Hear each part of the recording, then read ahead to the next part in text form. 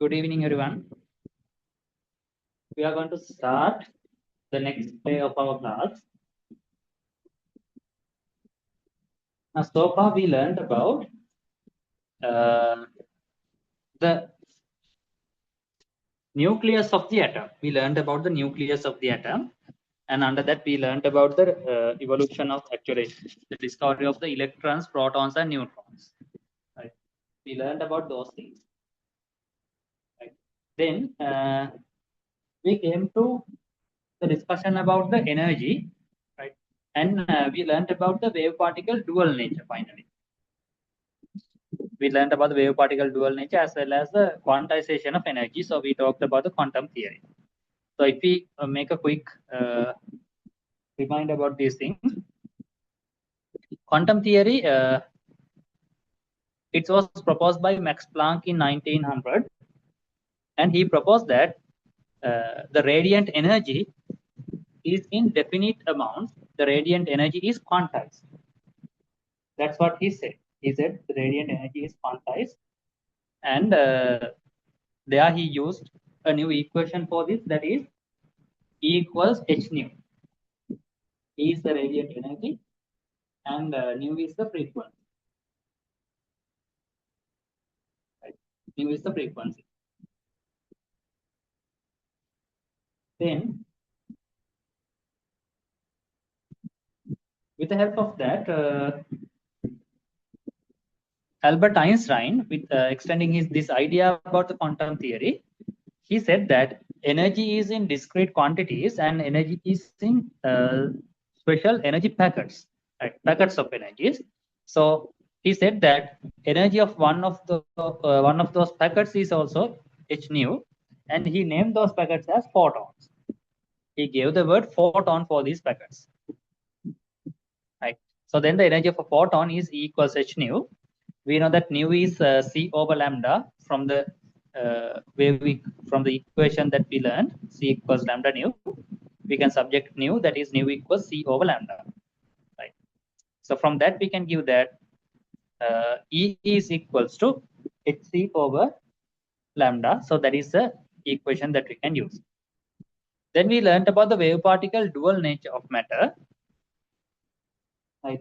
The wave particle dual nature can be explained using the de Broglie equation. Louis de Broglie, a French scientist, he said that the particles, they behave as matter as well as waves. Right? They have wave-like properties as well as particle-like properties. So that is what we call wave particle dual nature of matter.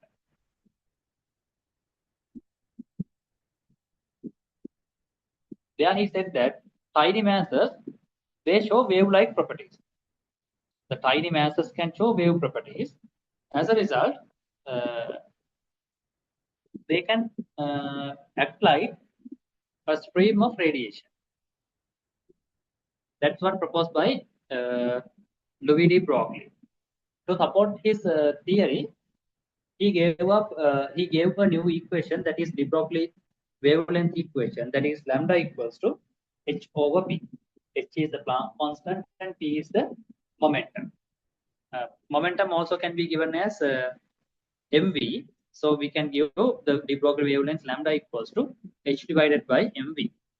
Right. So that was the thing that we learned so far, and we ended up discussing about the particle theory from this point in the last class. Right. Now we have to make few questions from this. Um, I think some of you have received the tute and some of you haven't. Right. So anyhow, I'll be sending a tutorial into the chat. Right. So you can refer it now.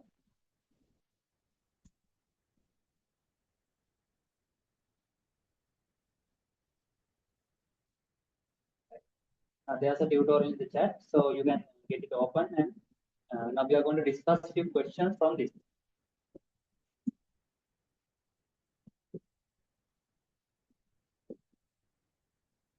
Okay, I think you all got the tute now.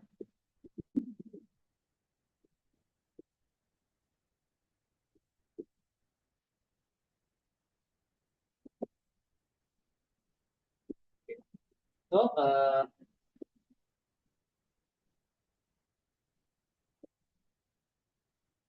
let's go to the page number 2 of the tute. Question number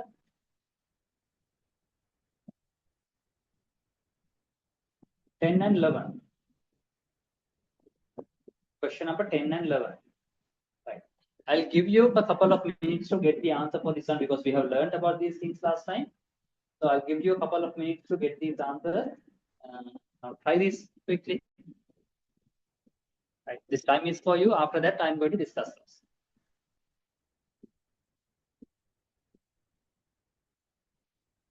Okay, your time starts now.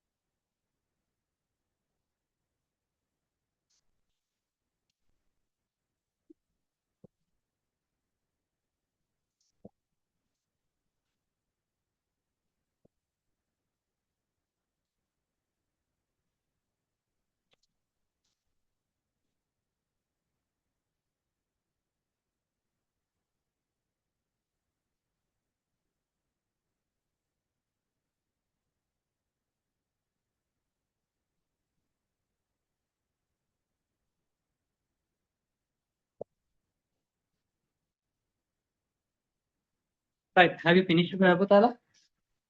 Do you need more time or shall I discuss?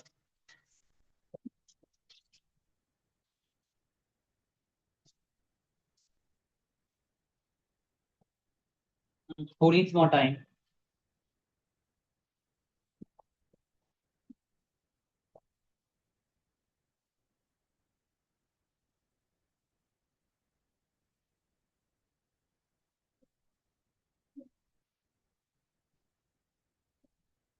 Nobody is talking or nobody is sending me a message. So how am I going to get the feedback from you?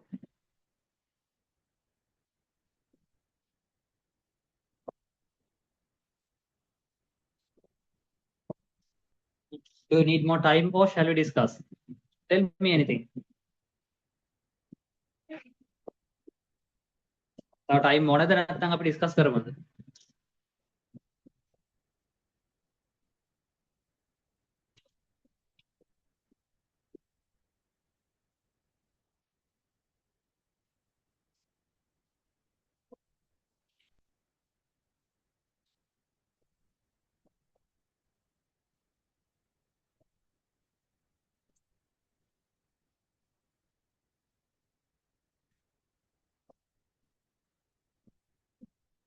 right. කවුරු කතා කරන්නේ නැත්නම් අපි discuss කරමු.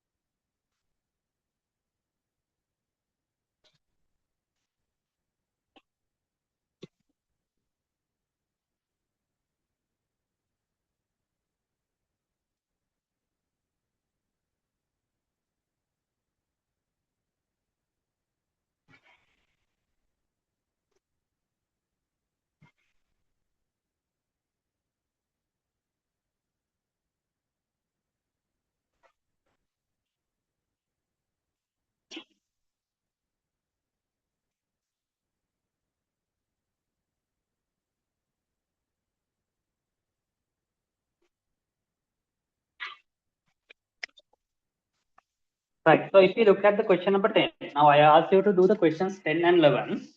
Right. If we talk about the question number 10, now both these questions are depending on the information given in this description. So according to the description, right? According to the description, we can say the questions 10 and 11 are based on the following paragraph. Read the paragraph carefully and select the answers for the question. When light strikes on certain metal surfaces, electrons can be ejected from it. The energy carried by photons in light is transferred to electrons in the metal, and it can, if an electron acquires sufficient energy to overcome its attractive forces with a positively charged nucleus, it may escape from the surface as a photoelectron. The minimum energy required for the electron to escape varies from one metal to another. Right. So it is different from metal to metal. It varies from metal to metal. Right. Question 10. The energy required for photoelectrons to be ejected from the surface of barium is 240 kilojoules per mole of electrons. That means per 1 mole of electrons, it requires 240 kilojoules of energy. That is for 1 mole. The minimum frequency of light capable of producing a photoelectron in barium is. Right. So that's the thing that we need to find out. Right. So let's see how we are going to do this one. Now energy per 1 mole is 240 kilojoules. Right. It is 240 kilojoules per mole. So then we have to divide it by the Avogadro number in order to find out energy of 1 electron. Right. So we are going to find out the energy of 1 electron. So 1 mole will give 240 kilojoules, right? So then 1 electron will give only that energy divided by Avogadro number. Right. So first of all, let's divide this by the Avogadro number.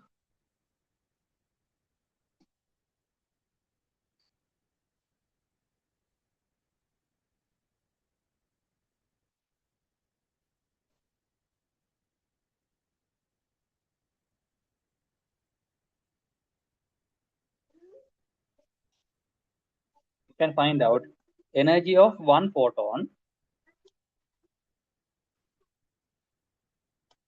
that is 240 kilojoules, means 240 into 10 to the power 3 joules.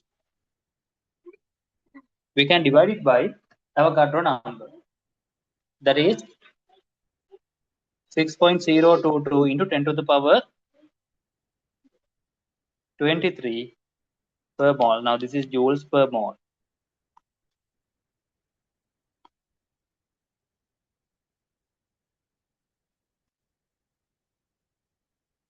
Right. So this is the energy of 1 photon.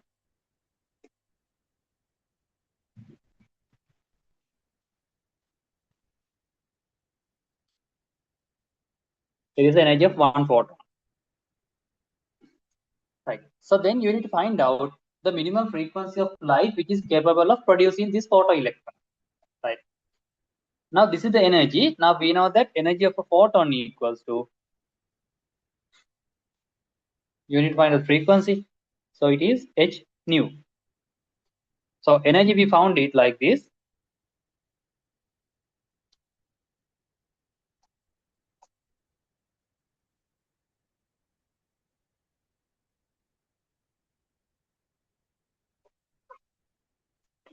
Planck constant H, I gave it before 6.626 into 10 to the power minus 34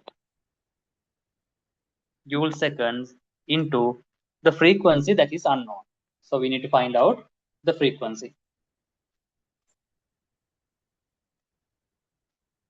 Right. So once we find this one,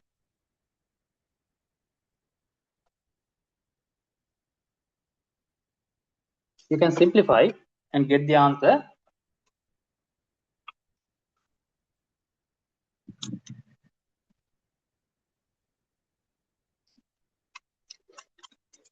You will get the answer. Answer number 4, right? Once we simplify, wait a minute, I need to make it. Right. We need to make it and we can get the answer. Has anybody got the answer for this one? If yes, tell me the answer.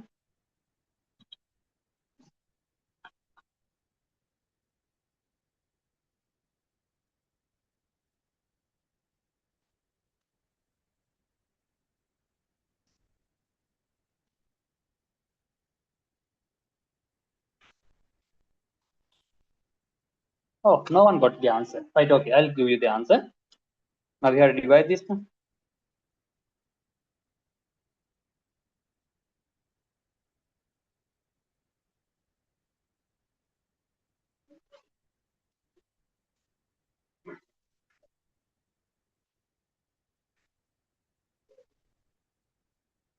Yes, you will get the answer as 6.01 into 10 to the power 40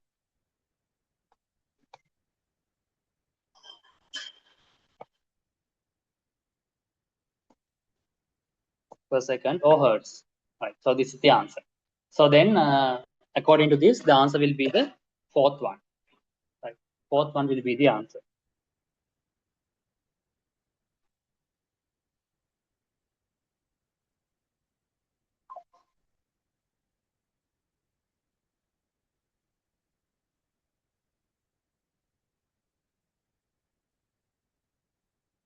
Right, so let's move on to the other one. Question number 11.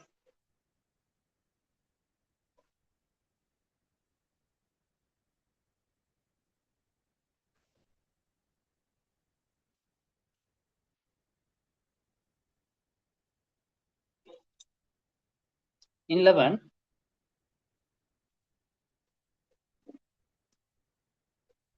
it says the maximum wavelength of light that can produce this effect in barium is. Right, now we have to find out the maximum wavelength of light. Now it's easy. We know that C equals lambda nu.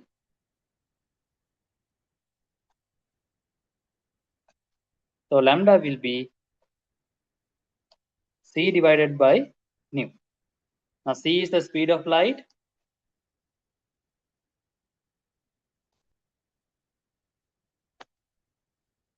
We can divide it by the nu that we found, that is 6 into 10 to the power 40 per second. Right, the answer will be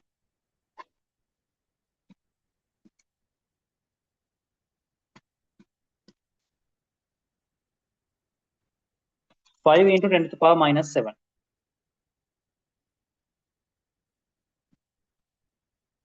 meters. Now we can give it in nanometers, that is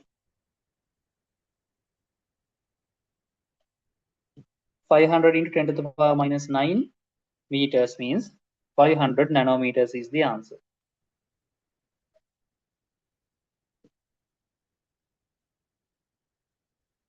Right, 500 nanometers will be the answer.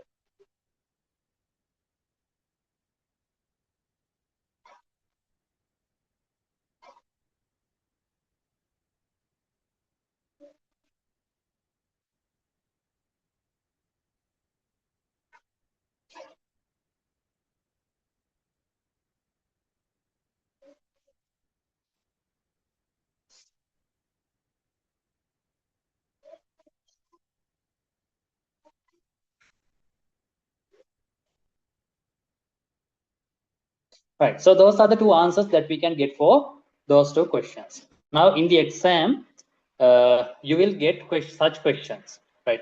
You will be getting questions like this in the exam, right? If it is clear, we can move on to the lesson today, right? We can move on to the lesson today.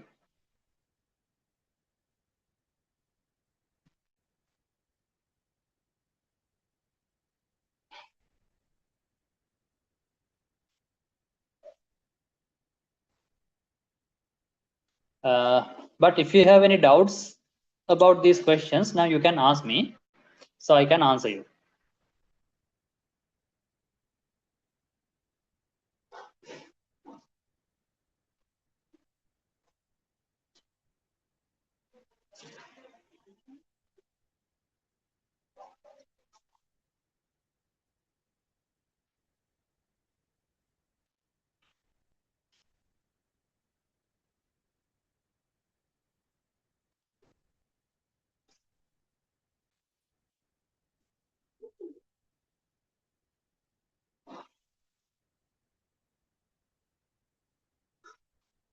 Right. Now the questions means now we can move on.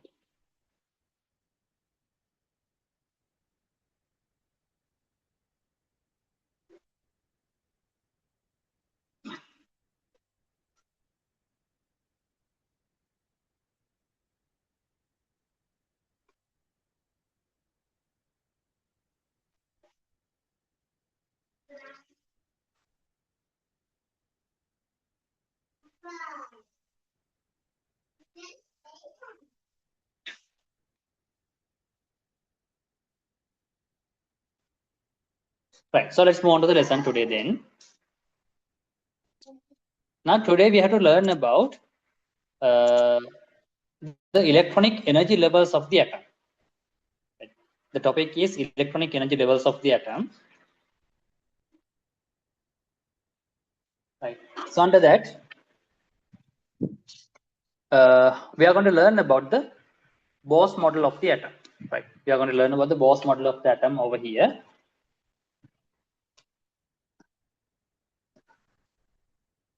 Right. The topic electronic energy levels of atoms.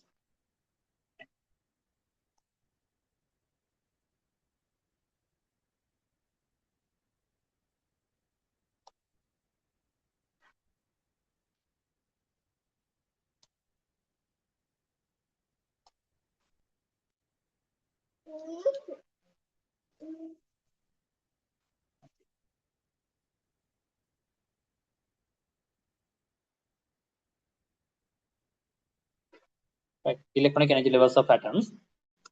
Under that, now we are going to learn about the Bose model of the atom. Right.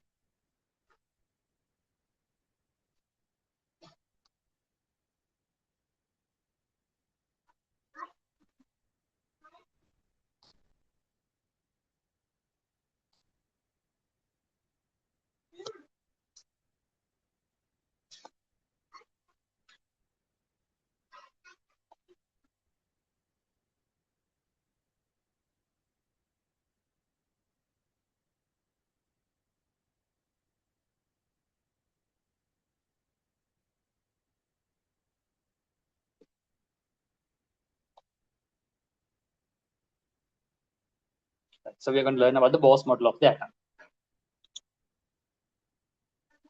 Right. Now, according to the Bose model, now we learned that Niels Bohr said that there is a nucleus at the center, right? There's a nucleus at the center. Then around the nucleus,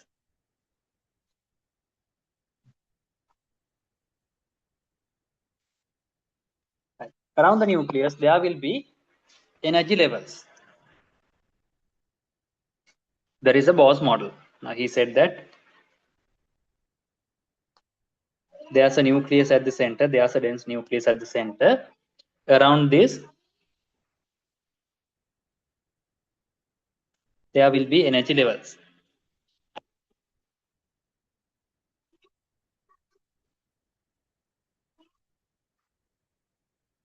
and around these energy levels, in these energy levels, there will be electrons.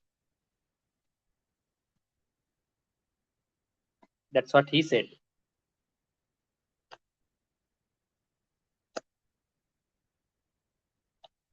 There will be electrons in these energy levels. Now he said that the ionization energy of an atom or ion is the minimum energy required to remove an electron from the outermost shell of an isolated gaseous atom or ion. That is the minimum energy required to remove an electron from the isolated gaseous atom or ion. The magnitude of this ionization energy, it tells us how much of energy is required to remove an electron. The greater the ionization energy, it is more difficult to remove the electron. Right?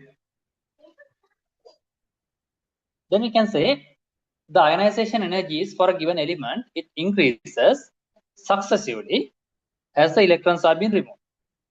This trend is because with each successive removal, an electron is being pulled from an increasingly more positive ion, requiring more energy.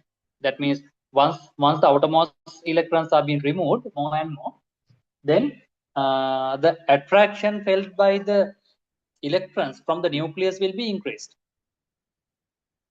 Right? The attraction felt by the outermost shell electrons by the nucleus will be increased. Right? As a result, we have to supply more energy in order to remove these. In order to remove the electrons, we have to supply more energy. Now here it shows that there's a sharp increase in the ionization energy when an inner shell of electrons is removed, and it is a clear evidence that the electrons are in discrete energy levels. That means there's a sharp increase. If you plot this in a graph, right, the variation, it will be like this. The ionization energy fluctuation like this. It increases in this manner. So it is an evidence that they are in discrete energy levels.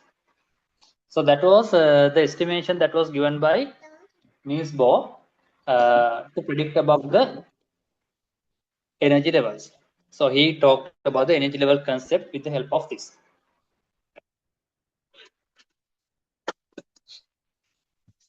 Right. Now we are going to learn about these things. Right. You can write down. You can get a note. You can write down.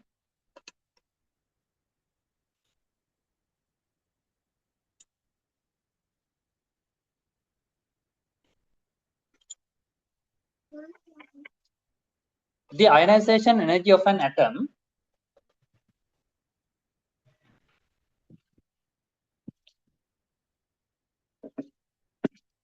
the ionization energy of an atom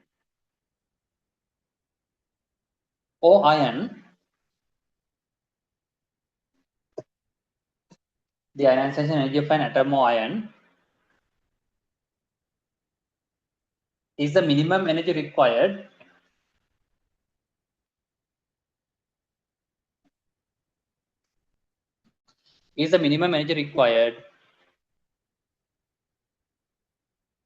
to remove an electron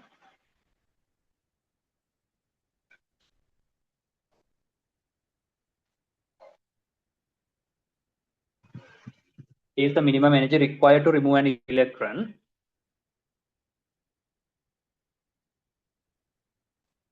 from the ground state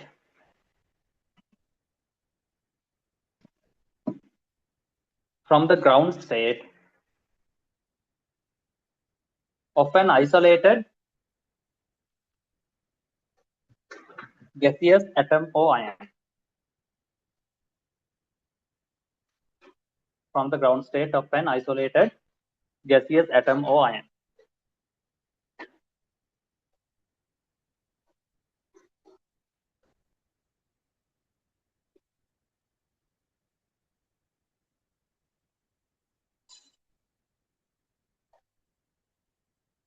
Right. Then you can write down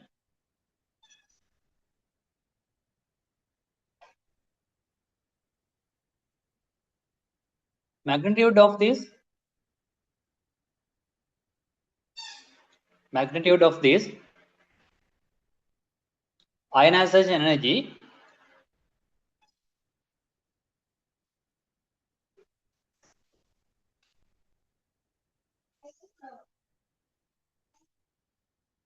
magnitude of this ionization energy tells us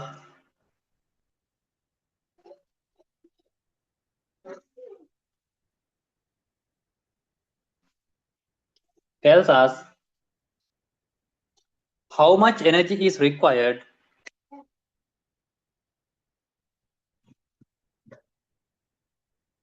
tells us how much energy is required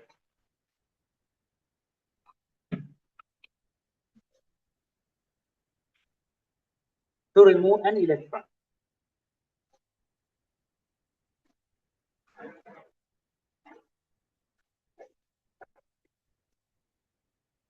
Tells us how much energy is required to remove an electron.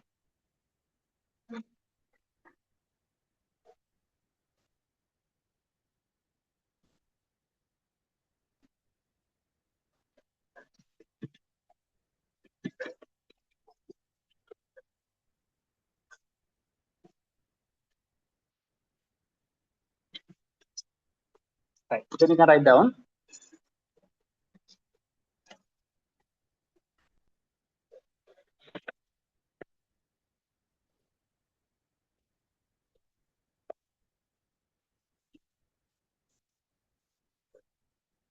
the greater the ionization energy,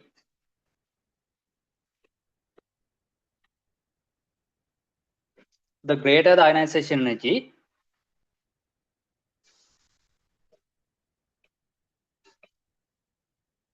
the more difficult it is to be removed. The greater the ionization energy, the more difficult it is to be removed.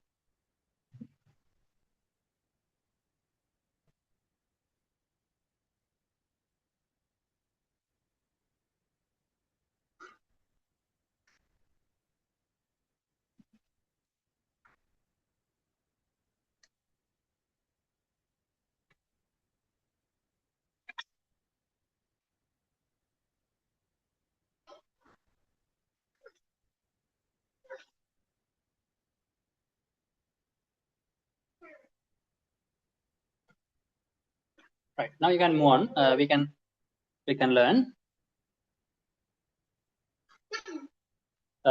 In a new point, you can write down the trend in the successive ionization energies. The trend in the successive ionization energies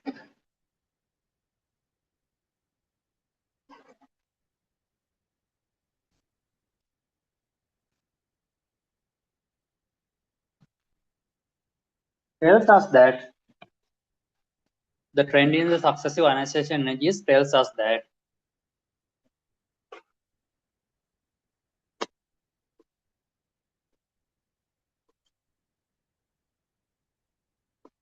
a sharp increase will be taken place. A sharp increase will be taken place when an inertial is removed, when an inertial electron is removed.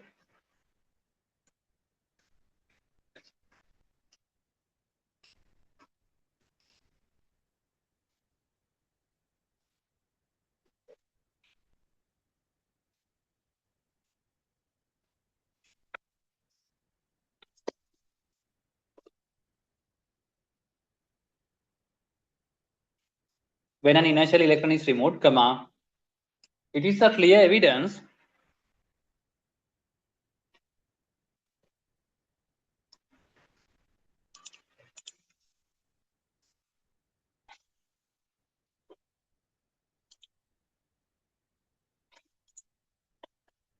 it is a clear evidence that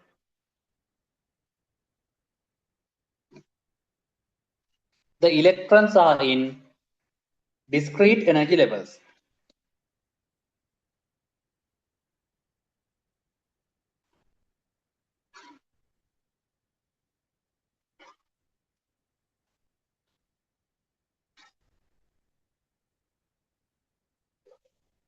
All right.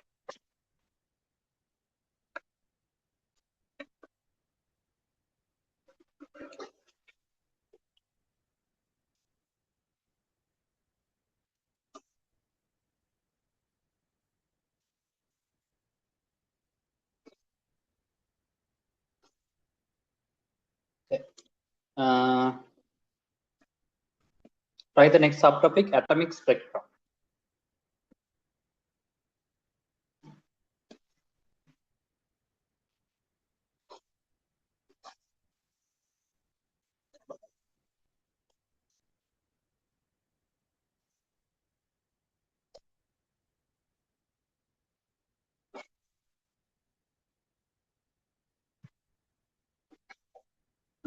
Right. So atomic spectra is the other evidence for these.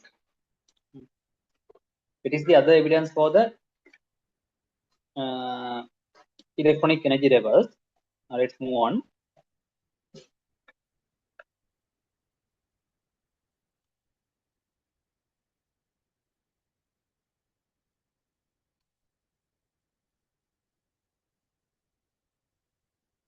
Now, atomic spectra is like this. Now, we know the spectrum of white light. We know the spectrum of white light. It was first observed by Sir Isaac Newton. So that is when white light is sent through a small slit or a prism, it is been separated into the seven basic lights, seven basic wavelengths. So that is called the atomic. It's called the light spectrum of white light. So likewise, once these atoms are being irradiated with high energy sample, high energy radiation, they too will emit different spectral lines. Like they too are going to emit different spectral lines. Right. So such a spectrum is called an atomic spectrum. Right. It is called an atomic spectrum. Okay, so let's write about this. So before writing, we can say the first discovered atomic spectrum. It was for hydrogen atom. It was observed by a scientist called Balmer, J.J. Balmer. He observed four colored lines. Those are the red, green, blue, and violet. Those color bands were observed once he observed. That means once he irradiated a hydrogen gas sample with high energy radiations. That means visible light, and he observed those colors. Right. So then it was identified as the spectrum of white light or the spectrum of hydrogen atom. Right. Now let's learn about this spectra now. Did you write the topic atomic spectra?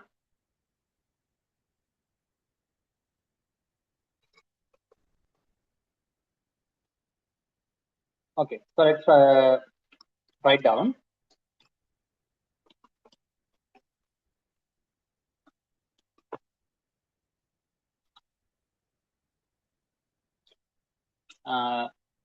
You write down a spectrum is produced. A spectrum is produced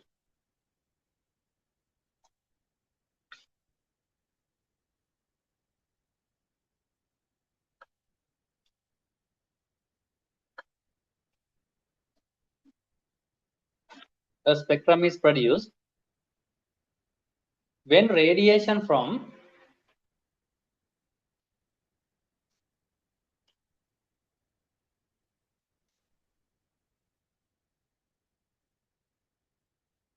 a spectrum is produced when radiation from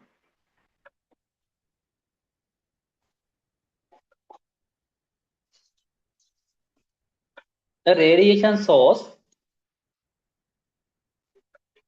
when radiations from a radiation source with many wavelengths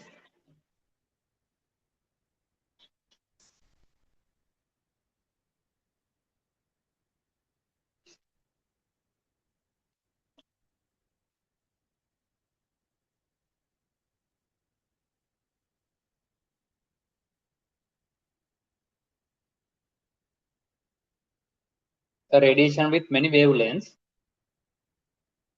is separated into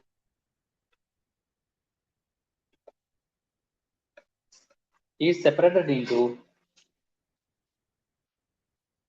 component wavelengths.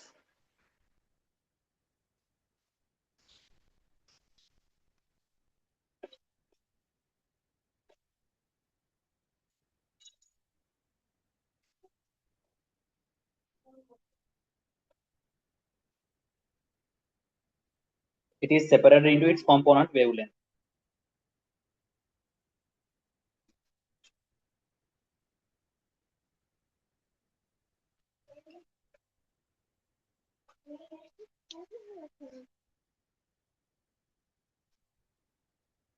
Right. Then we can say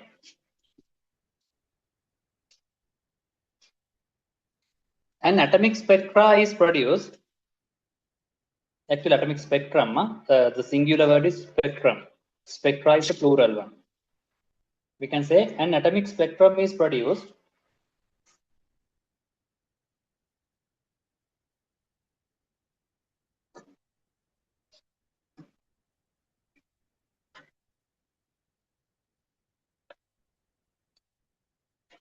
when such a radiation source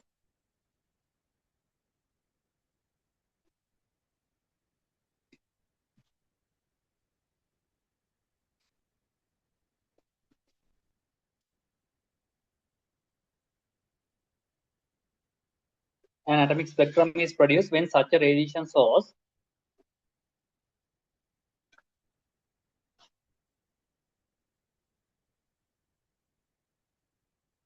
is sent through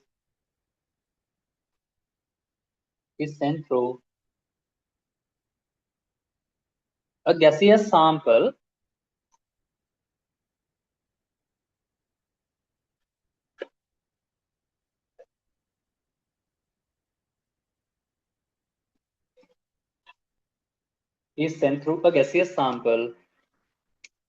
of a particular atom.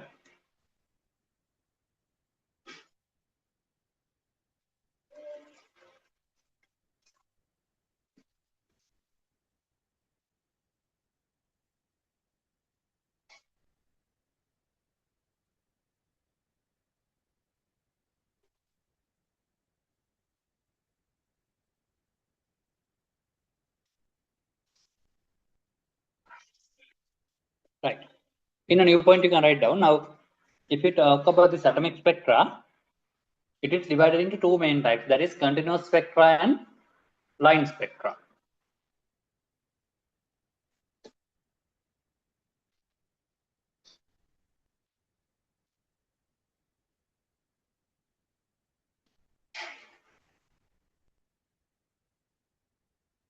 I can divide this into two. That is continuous spectrum and line spectrum.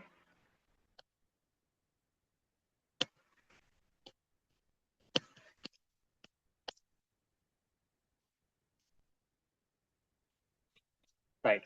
Continuous spectrum, that means it is consisting of all the wavelengths of a radiation. That is called continuous.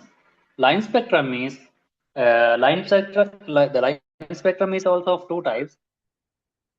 That is either the emission spectrum or the absorption spectrum.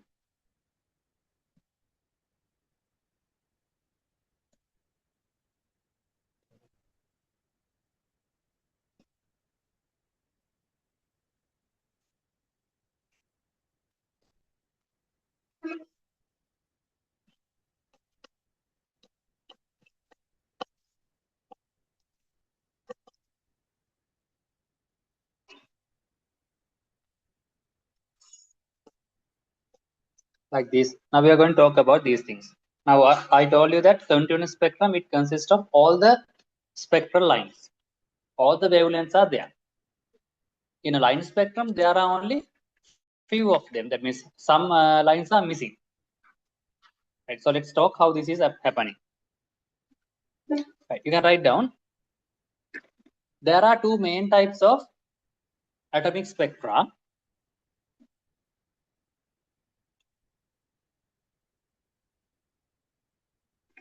There are two main kinds of atomic spectra. They are number one,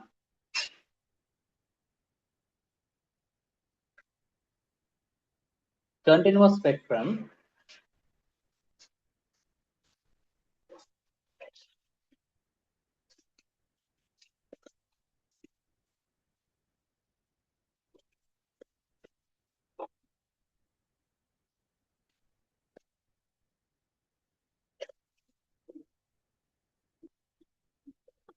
Number one, continuous spectrum.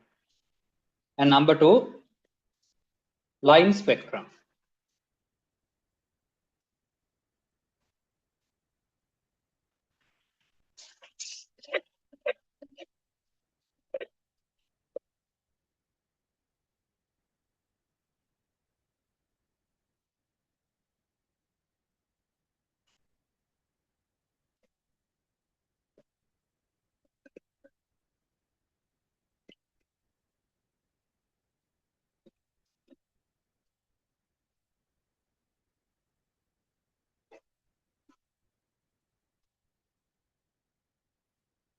Okay, now let's see what is continuous spectrum. You can write the definition. The range of colors, in a new point you can write down, the range of colors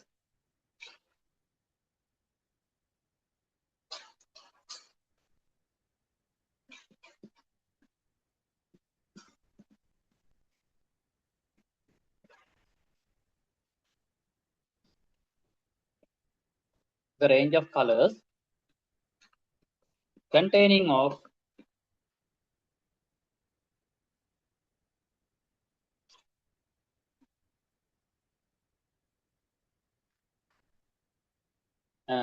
the range of colors containing light of all wavelengths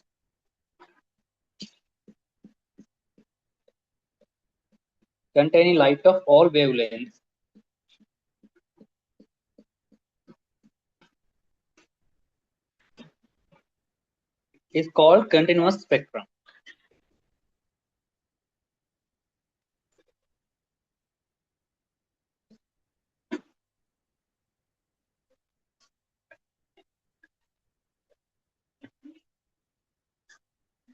Is called continuous spectrum. For example, spectrum of white light. You can write the example, spectrum of white light.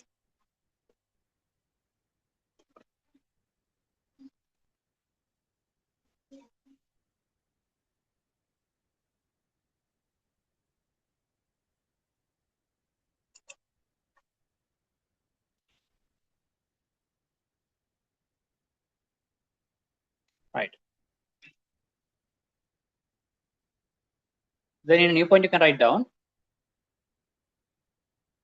a spectrum containing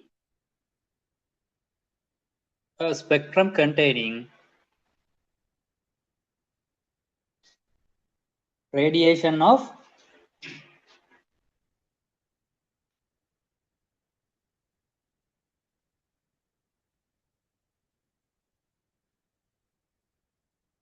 a spectrum containing radiation of only specific wavelengths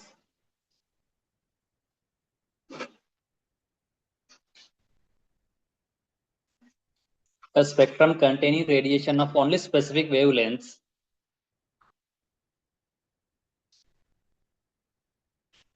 is called a line spectrum.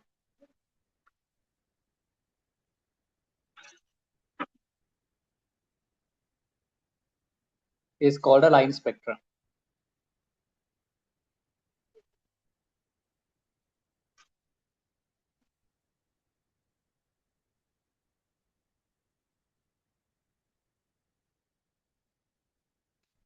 Right. Then you can write down there are two types of line spectra.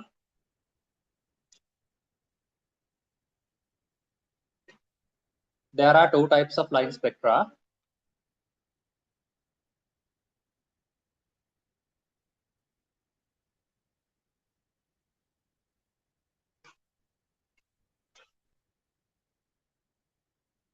Number one, absorption spectrum.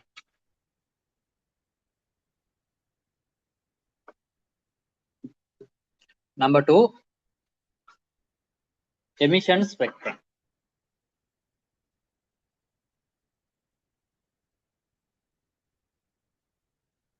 Absorption spectrum and emission spectrum.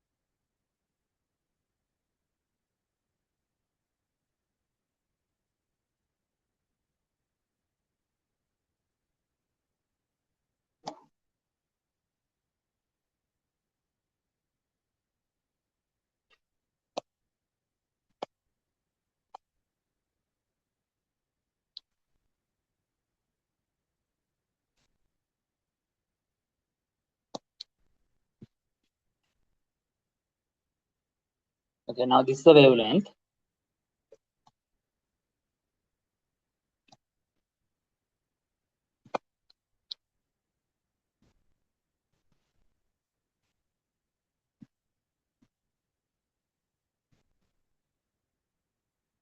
Now what they observed was, actually Balmer, he observed a red color line near this, near 650.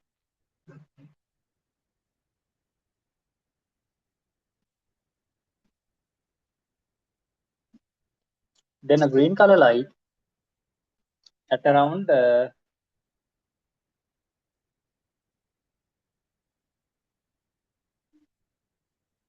480.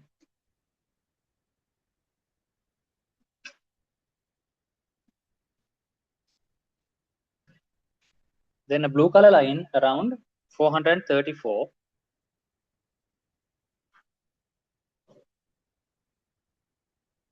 And a violet color one at around 410. So this was observed by J.J. Balmer.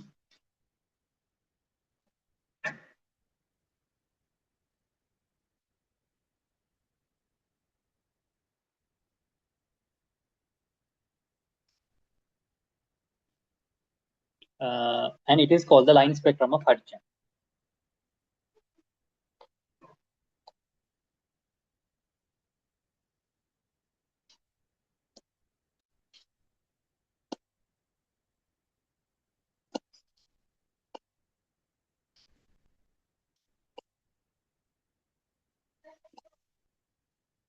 Right. So this was observed by J.J. Balmer. Right. You can draw this one, then we'll explain.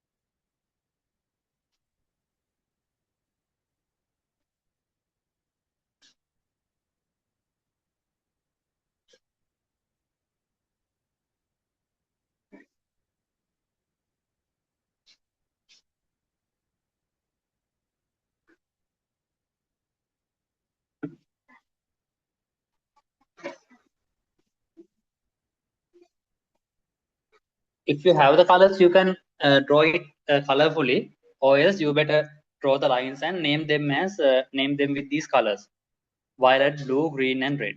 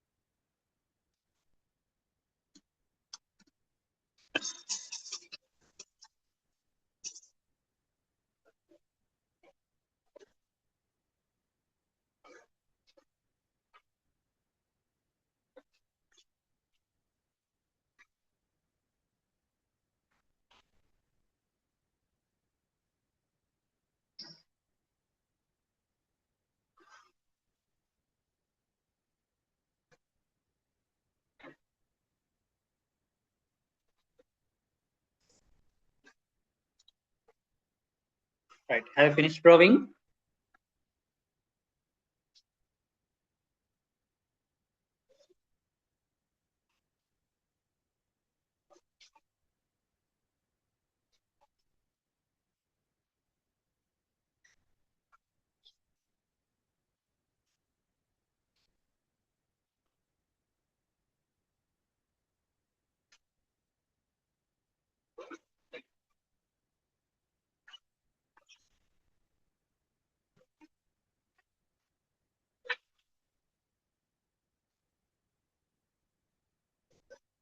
Right. I think the time is enough to draw. Please tell me if you need more time. At least raise the hand.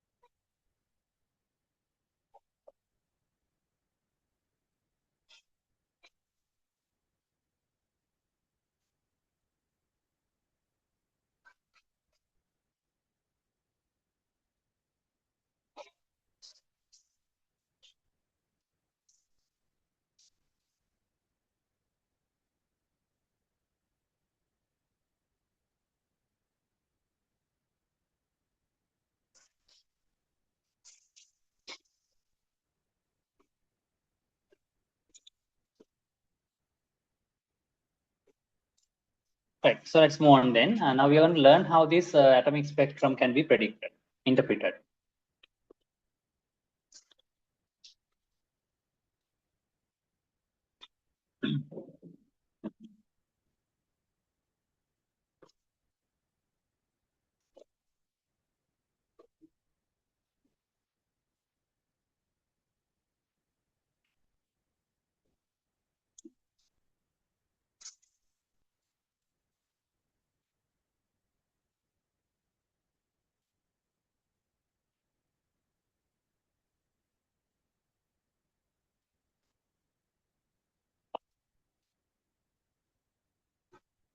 Now there was a hydrogen gas sample like this, and there will be a light source.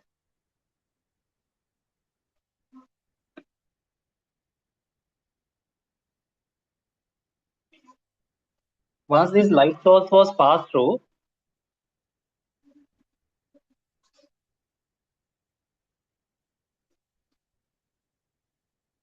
once this light source was passed through this one, and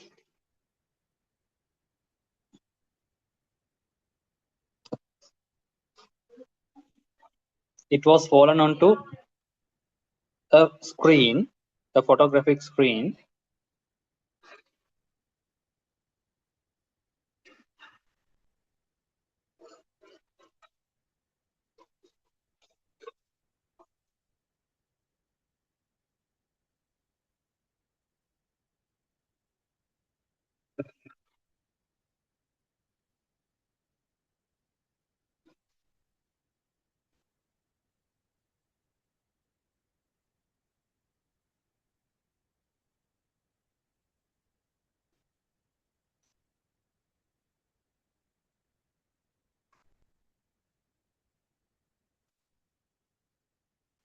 Right. So they observed these color separation.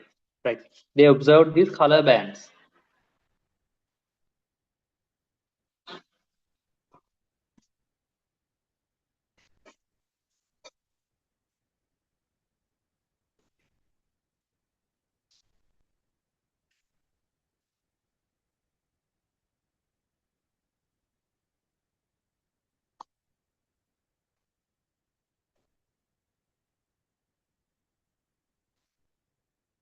Right. So they observed these colors once it is passed through the hydrogen gas sample. So that was the first observation that was received by Balmer, J.J. Balmer.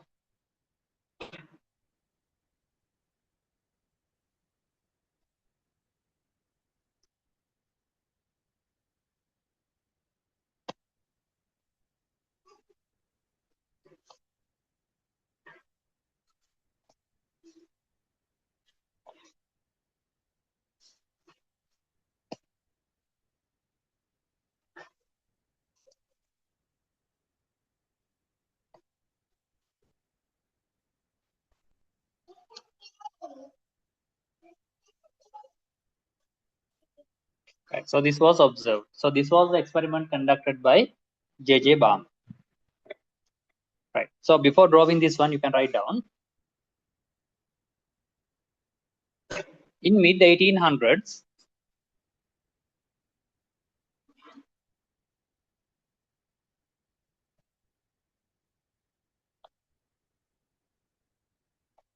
right, in mid 1800s,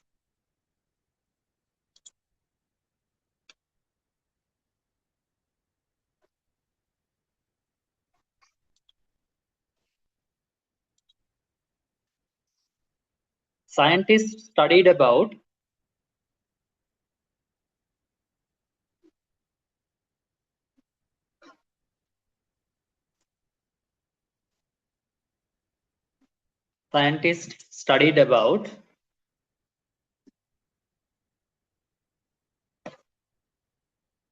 the line spectrum of hydrogen.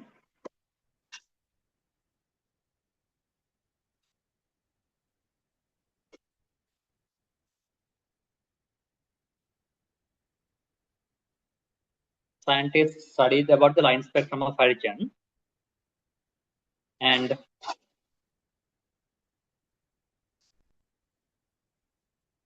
J.J. Balmer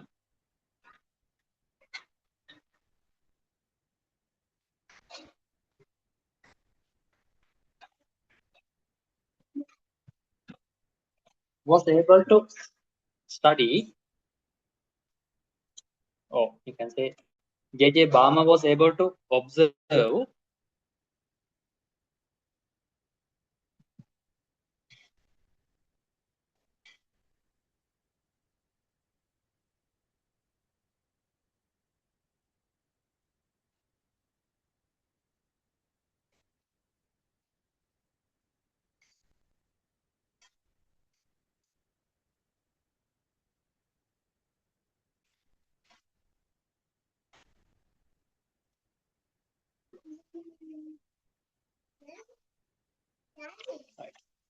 uh, observed right, in mid 1800s, scientists studied about the line spectrum of hydrogen, and J.J. Balmer observed that 4 lines of wavelength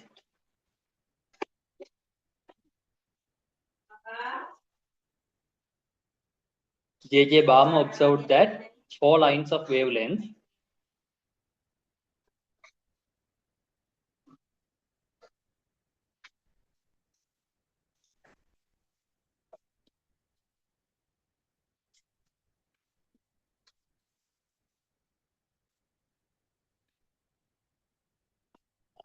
comma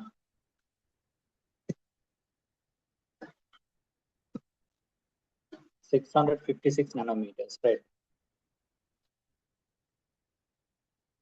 In green at 486 nanometers.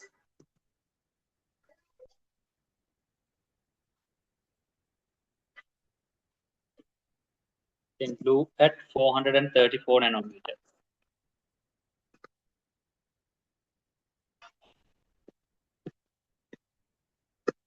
Then violet at 410 nanometers.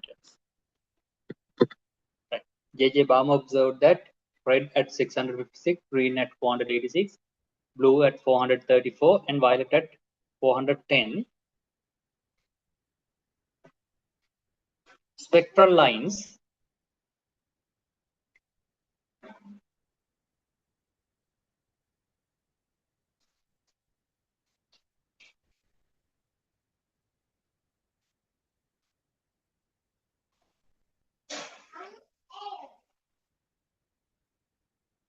Okay, these values show 4 spectral lines.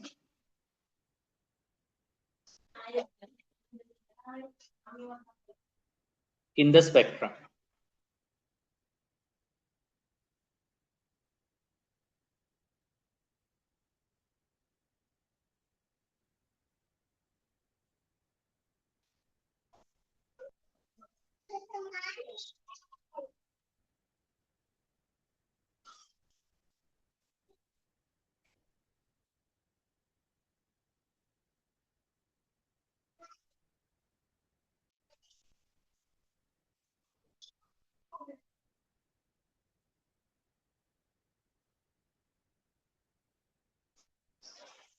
Right.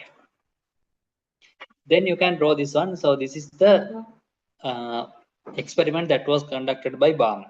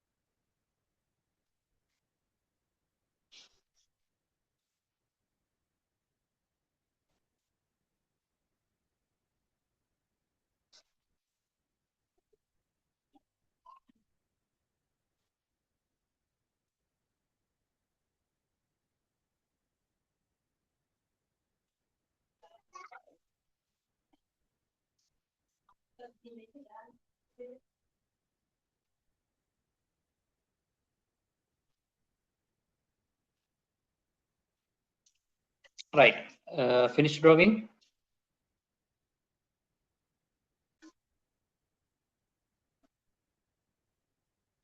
Okay. In a new point, then you can write down.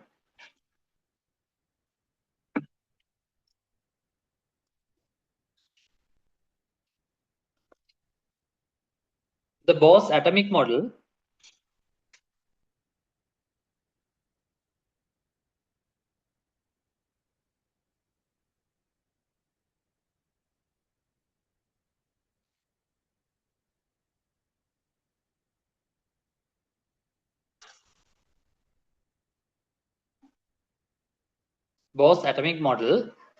together with Planck's quantum theory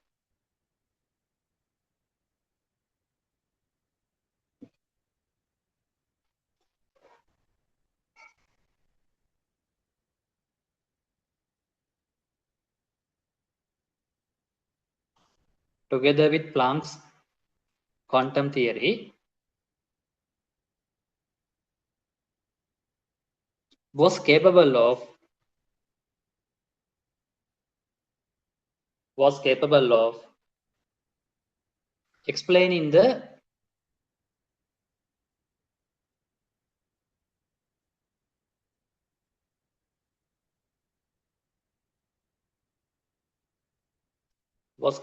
explaining the line spectrum of hydrogen.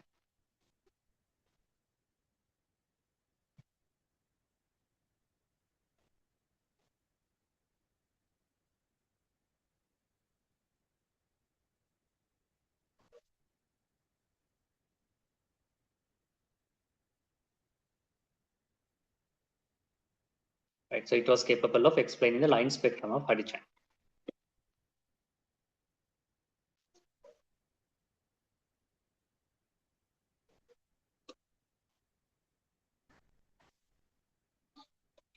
Right. Now, J.J. Balmer, he observed these spectral lines in the visible range, right? In the visible range of the spectrum, because those were the only visible lights for the naked eye, right?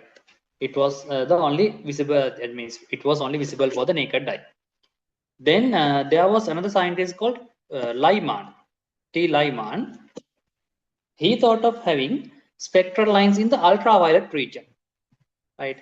So in his studies, he observed that there are some spectral lines that can be seen in the UV region of the electromagnetic spectrum, right? So in the same year, there was another scientist called Parshan, right? Parshan was able to identify the spectral lines in the infrared region of the electromagnetic spectrum, right? Now, in the visible region, Balmer observed spectral lines. Then after that, Lyman observed spectral lines in the ultraviolet region. Right.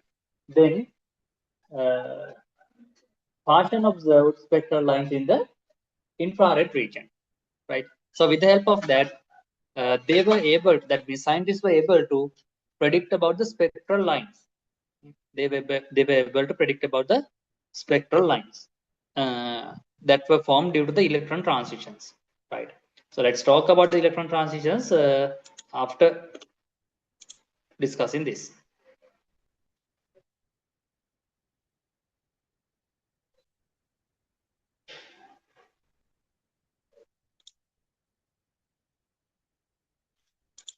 Right.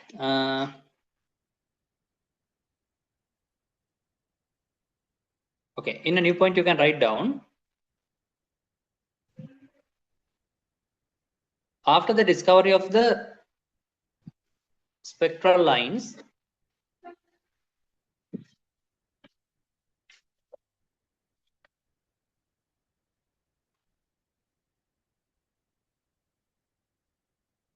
After the discovery of the spectral lines, in the visible range of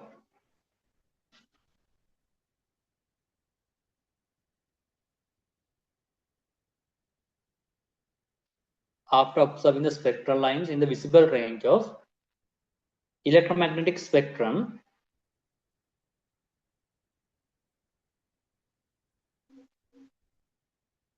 by J.J. Balmer,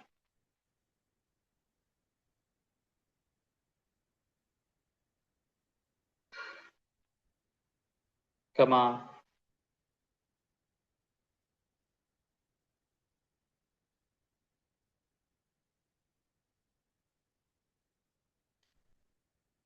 T. Lyman.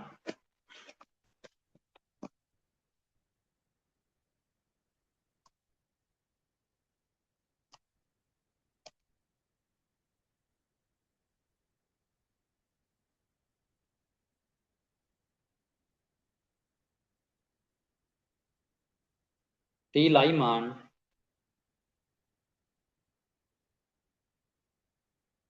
observed another set of spectral lines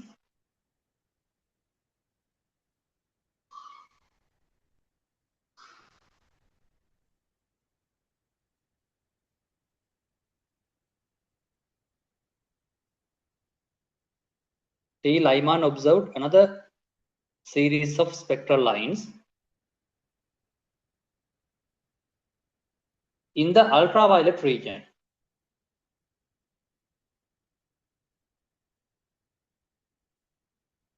Another series of spectral lines in the ultraviolet region of electromagnetic radiation.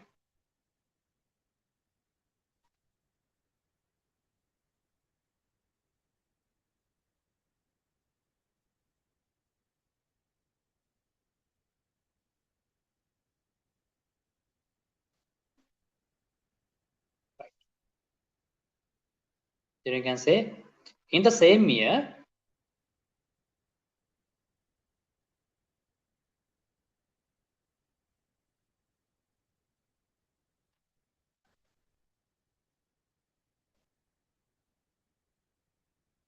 in the same year,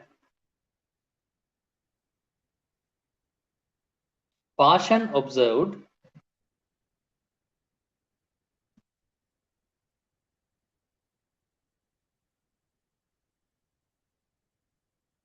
in the same year, Paschen observed another set of spectral lines. Paschen observed another set of spectral lines in near infrared region of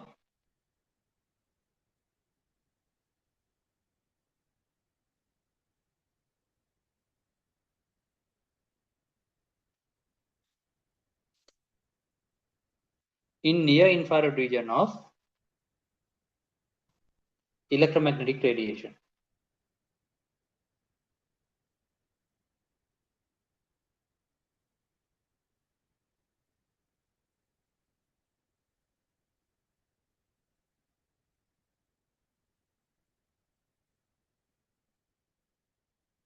Right.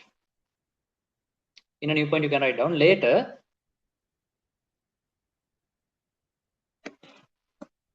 I forgot to give you the spellings for Paschen. Paschen.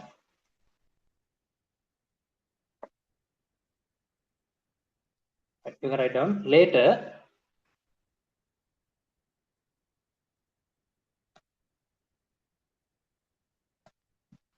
Brackett and Fund.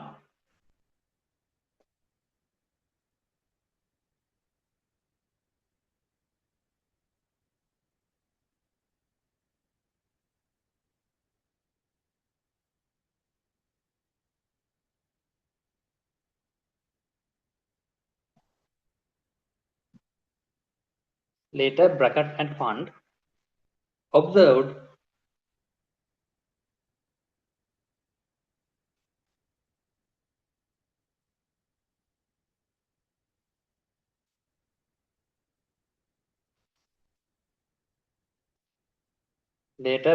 Fund observed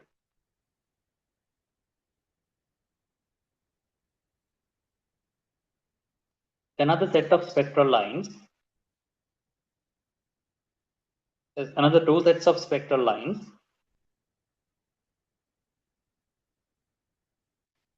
respectively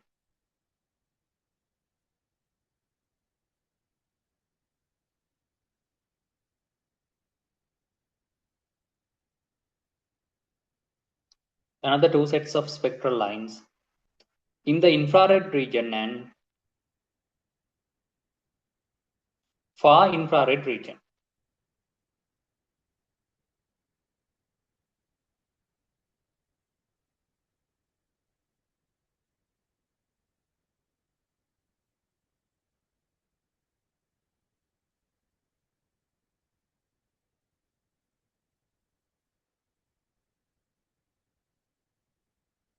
In the infrared region and the far infrared region.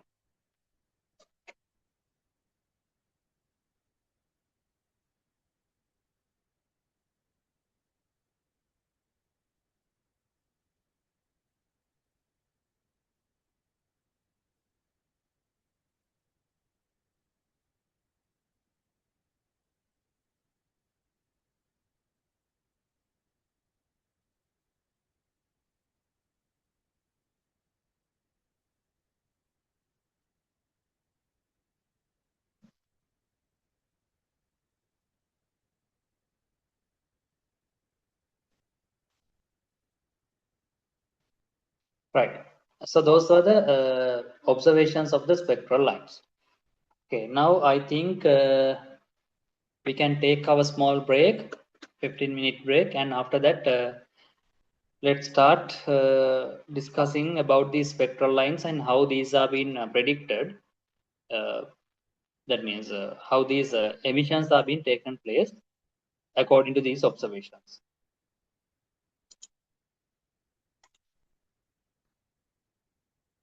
Right, so let's start again after the break. Right, now we were talking about these the spectral lines. Actually, we were talking about the discovery of the spectral lines. Right, now I told you that first of all it was discovered by Balmer, then Lyman, then Paschen, then Brackett and Fun. So those 5 scientists, they observed these spectral lines. Right. Now those spectral lines, they were corresponding to different emissions. Now they observed this once the gas particle, that means hydrogen gas sample, was irradiated by electromagnetic radiations. Once they irradiated these that means once they irradiated the gas sample by the electromagnetic radiation, they observed these spectral lines. So then to interpret these, they said that the outermost shell electron of hydrogen atom, it will be excited and going up into high energy levels and once they are coming down step by step, they will be emitting these radiations of different wavelengths, right?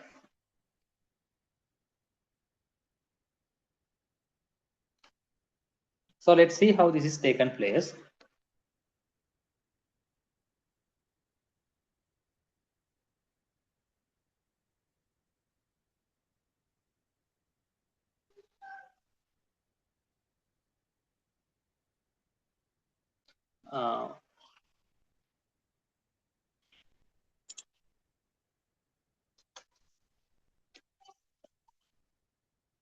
Actually, they were explaining the Bose radiations, Bose atomic spectrum.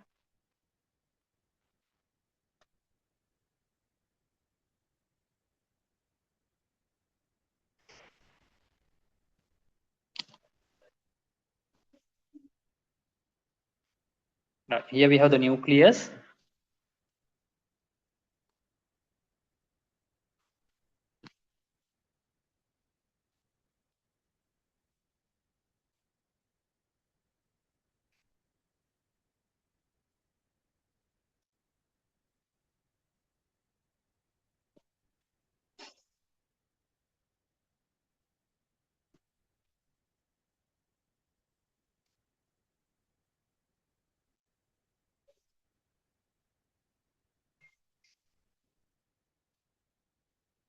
Right. So then there were different spectral lines like this.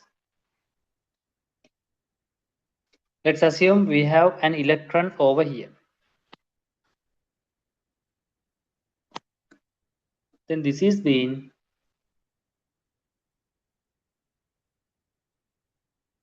irradiated by by an electromagnetic radiation with energy, let's say E. As a result, what will happen? This electron will jump into a higher energy level. It will jump into a higher energy level like this.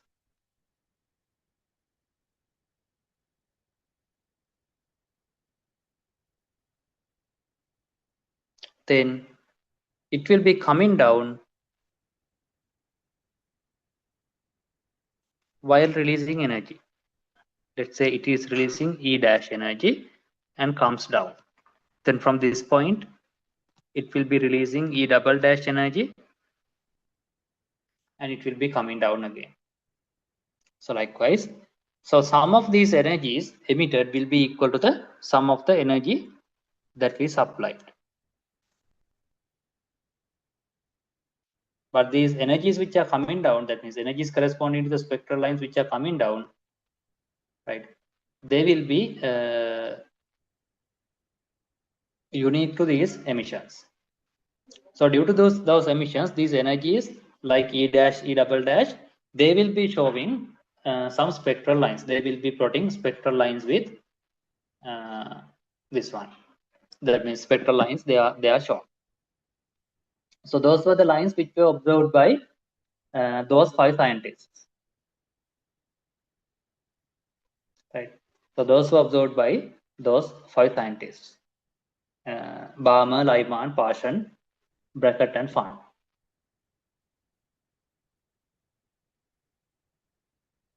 Okay. So this is how energy is being absorbed and it's been transmitted. Right. You can write down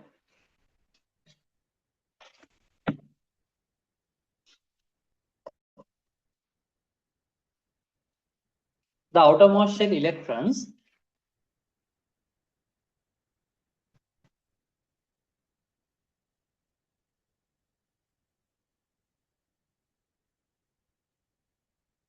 the outermost shell electrons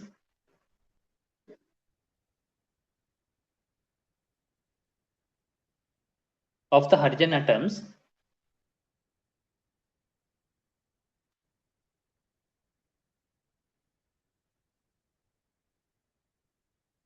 the outermost shell electrons of the hydrogen atoms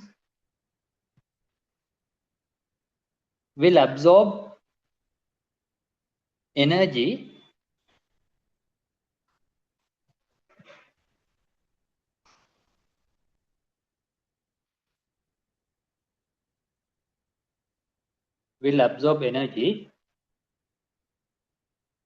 from the radiations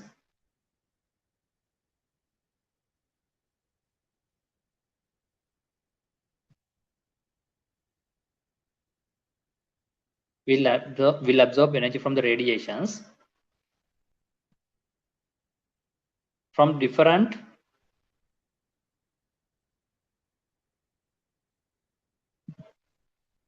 will absorb energy from the radiations from different electromagnetic rays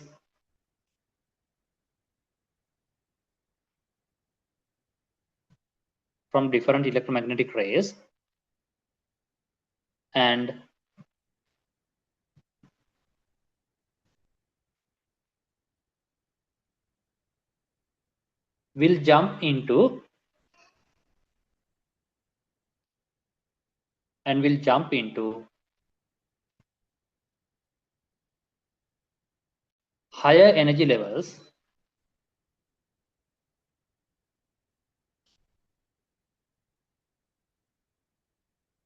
will jump into higher energy levels within brackets excited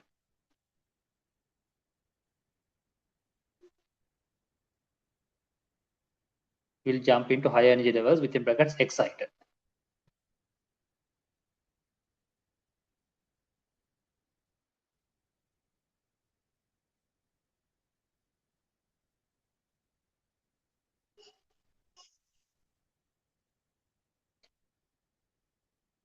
Then you can say they are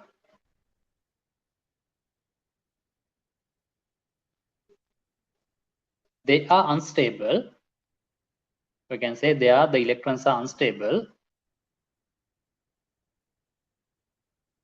so that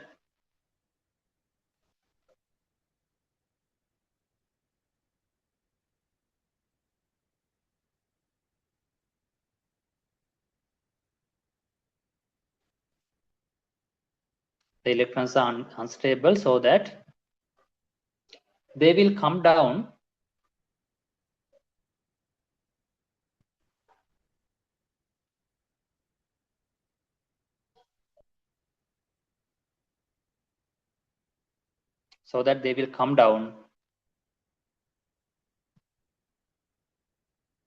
into the ground state.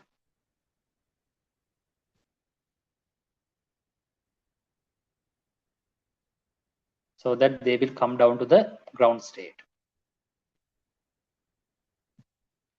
In step by step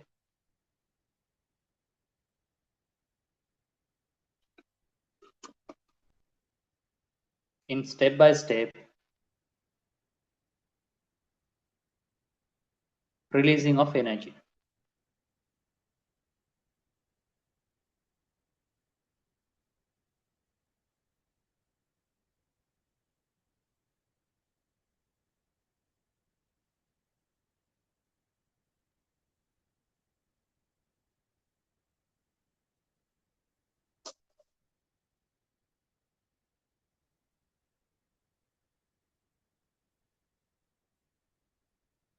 step-by-step releasing of energy.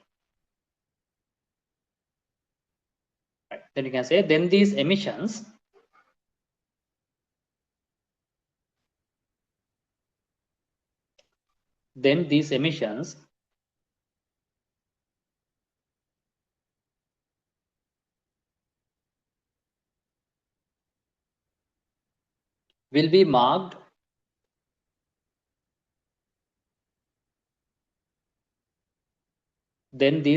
will be marked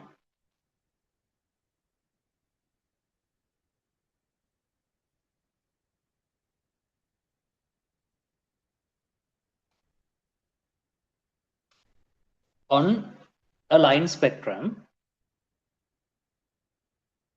Then these emissions will be marked on a line spectrum.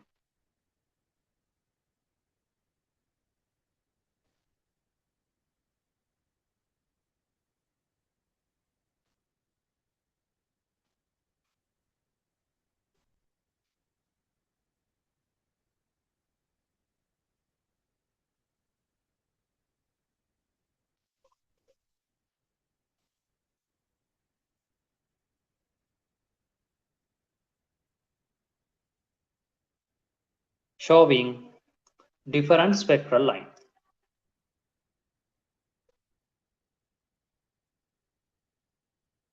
Showing different spectral lines.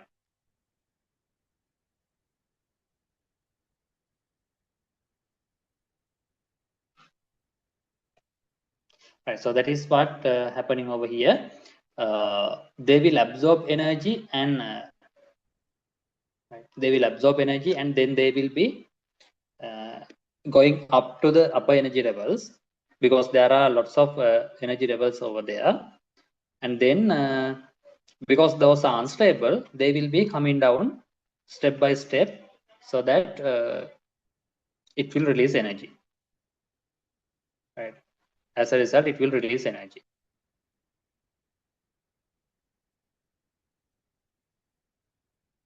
Right. Now then they will be marked over here. Now let's see how this is taken place.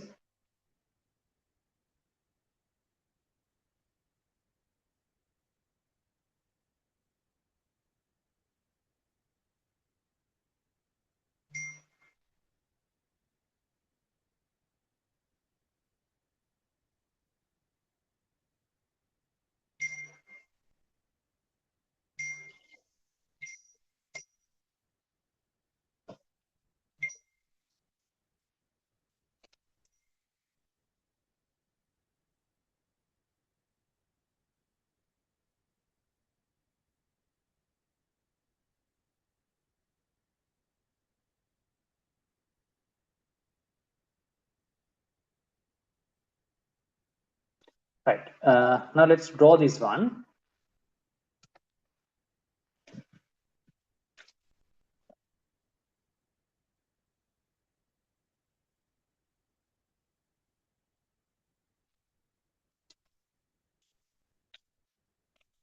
How these emissions take place.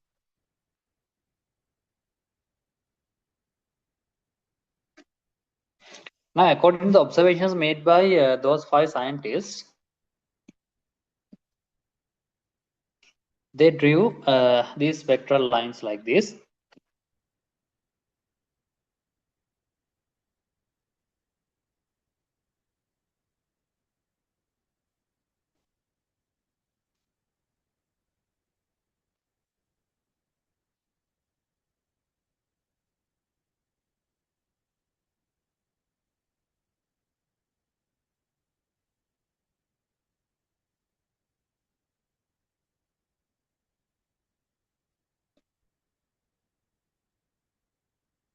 Now these spectral lines, they are coming closer once they go up.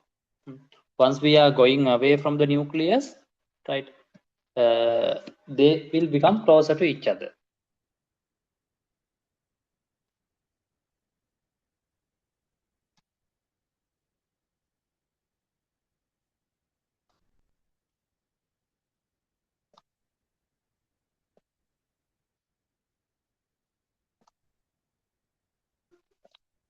Like this, it is going up, right? So it will be continued till infinity. So therefore, we can write it as continuum.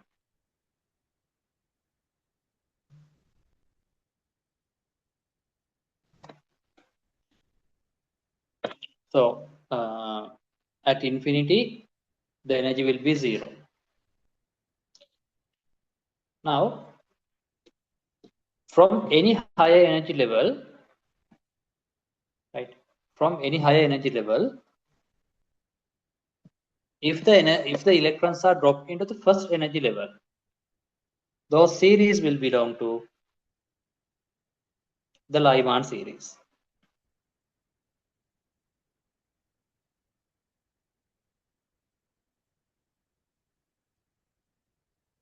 They belong to the Lyman series.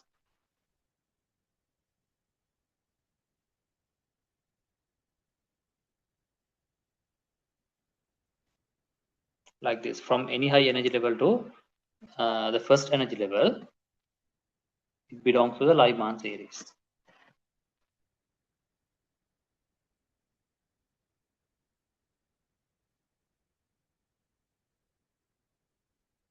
Then from any high energy level to the second energy level, they belong to the Barman series.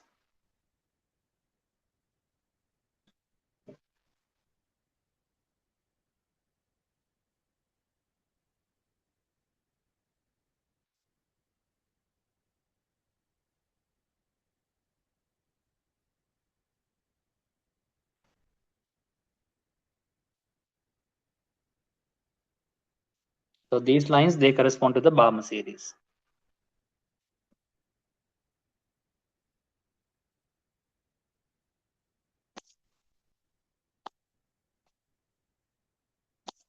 Then from any high energy level to the third, they belong to the Parshan series.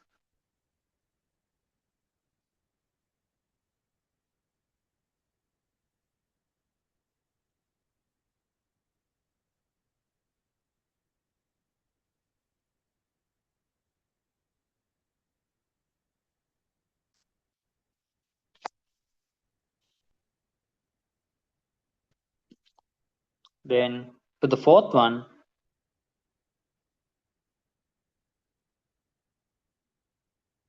they belong to the Bracket series.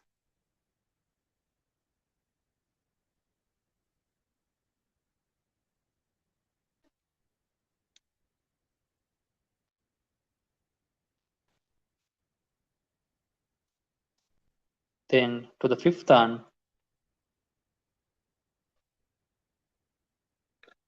right, they belong to the Fund series.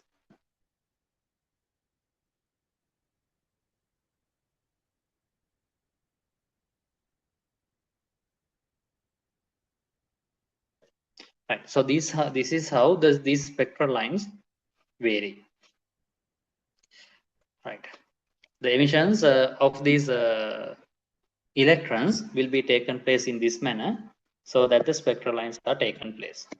Okay, so let's draw this one quickly.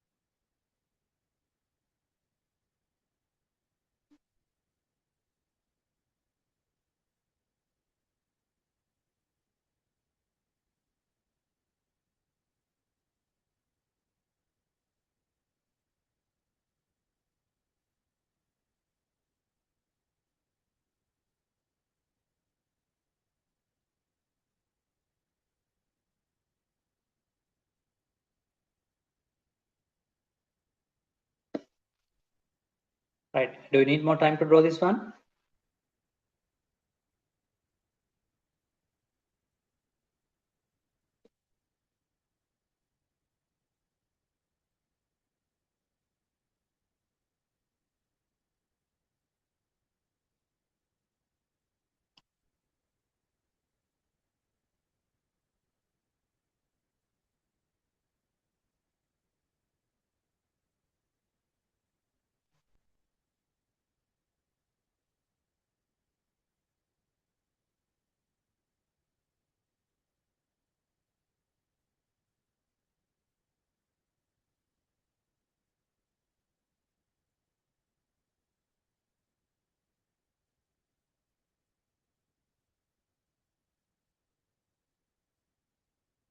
Okay. Do you need more time, Padala?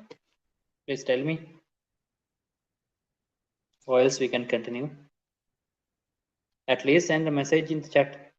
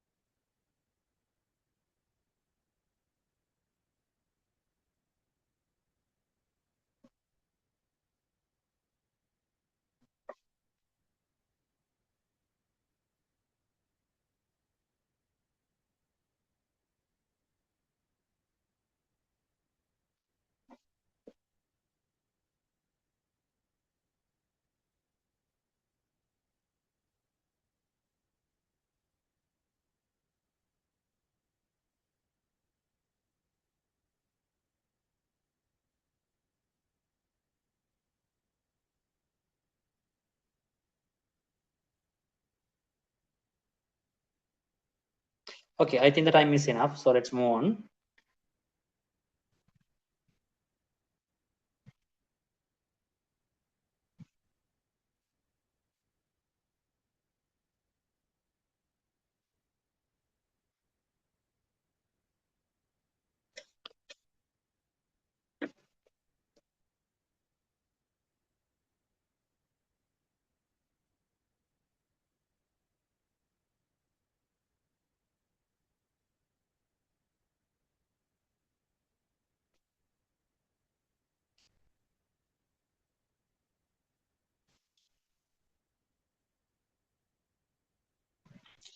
I think this is clear to you how these spectral lines are being formed.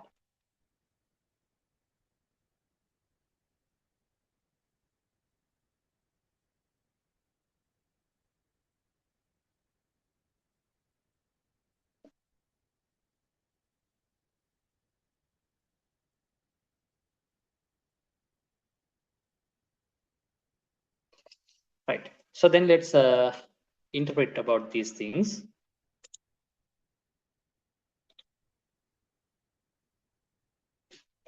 Okay. Now we can write down each allowed orbit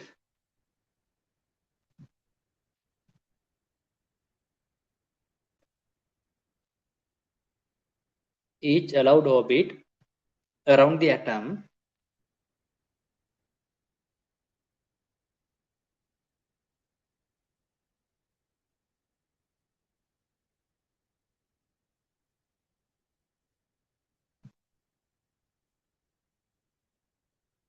each allowed orbit around the atom corresponds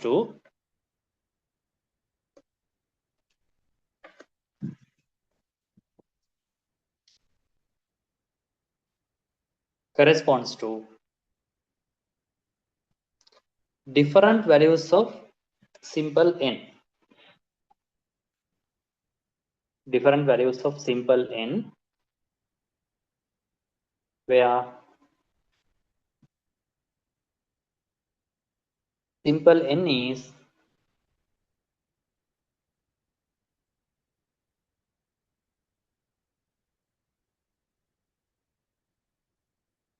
where simple n is a whole number.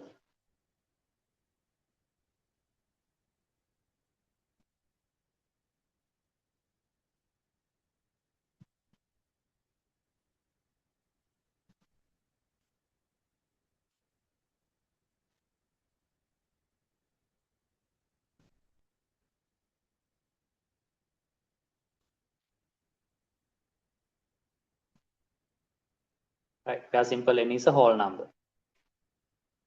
Right, then you can say as the value of n increases,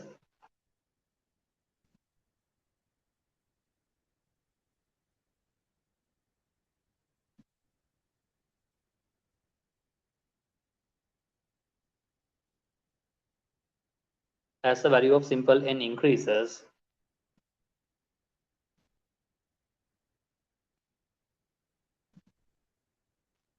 comma, the radius of the orbit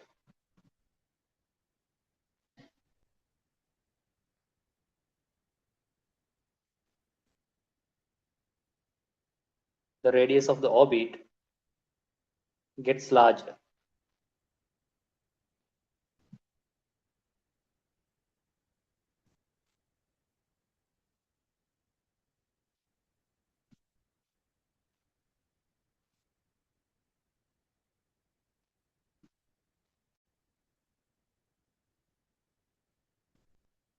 Right.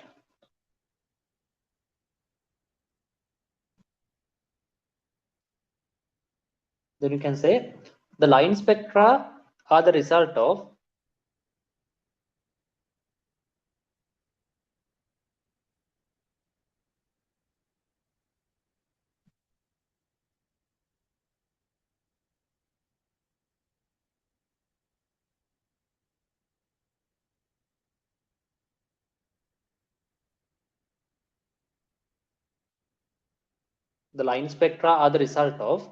emission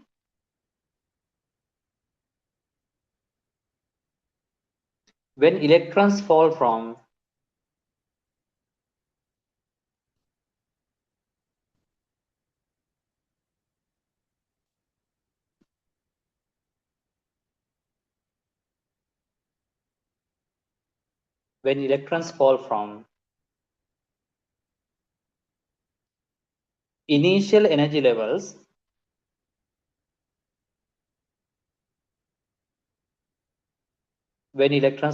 initial energy levels within brackets Ni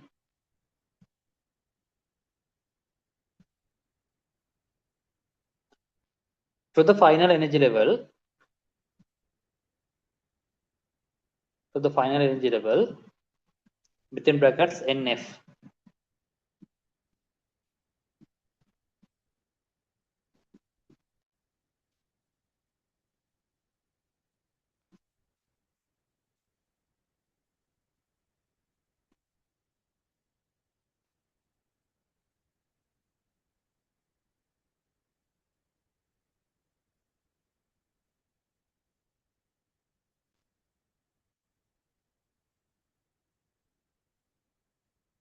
Ni to the Nf.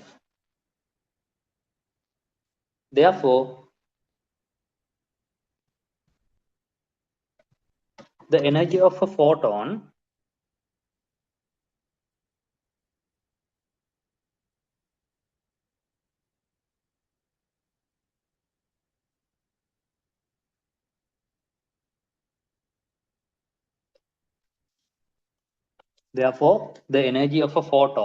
let's say E photon,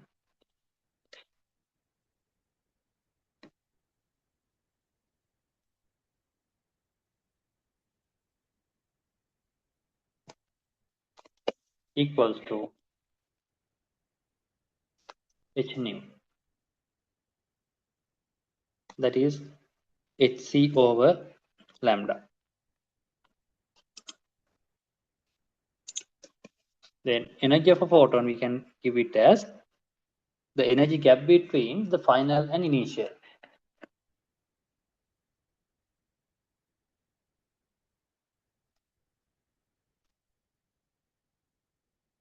EF minus EI will be this one. So the energy gap between these two, that is delta E equals to Hc over lambda. We can take it like this.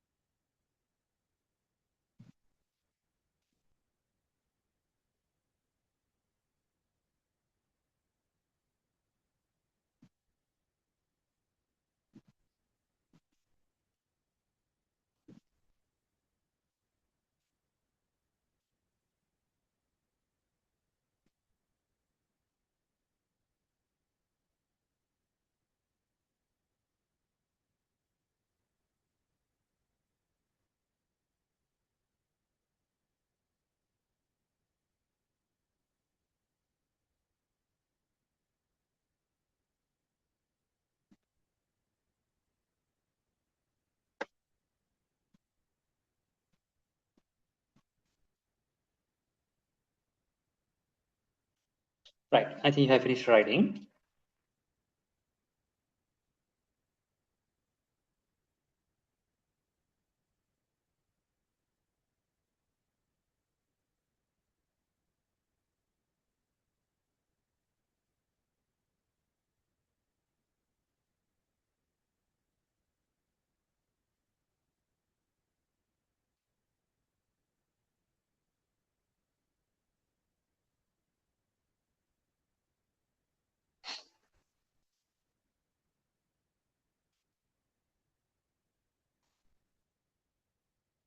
Right. You can write down then. Delta E is a negative value.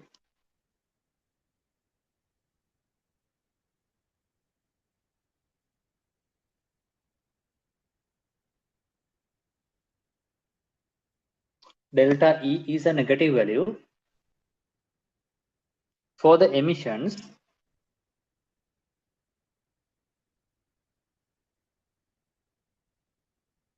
delta E is a negative value for the emissions as NF is less than NI.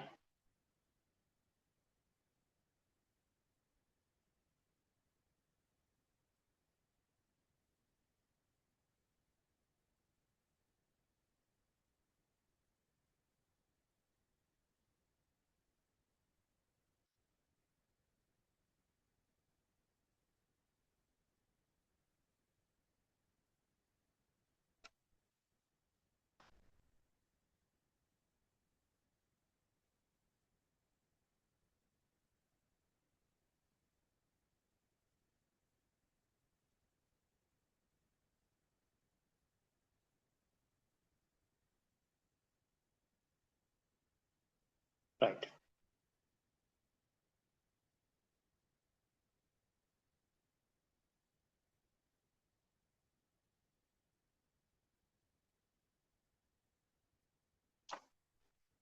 Then you can say as NF is less than NI, then you can say the possible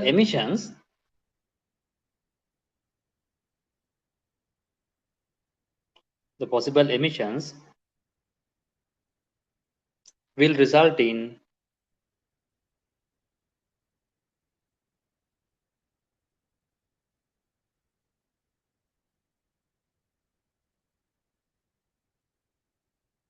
possible emissions will result in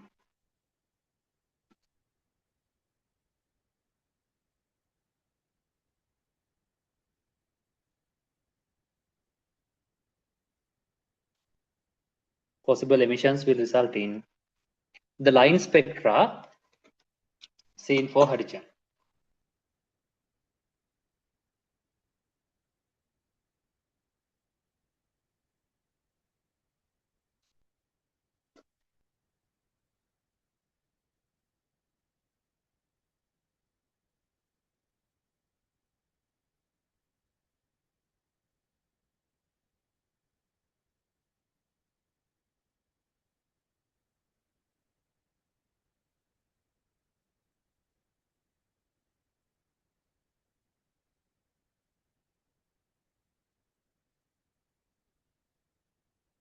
Right. Now let's draw this one with respect to the increase of the wavelength or frequency. We can draw it with respect to the frequency or wavelength.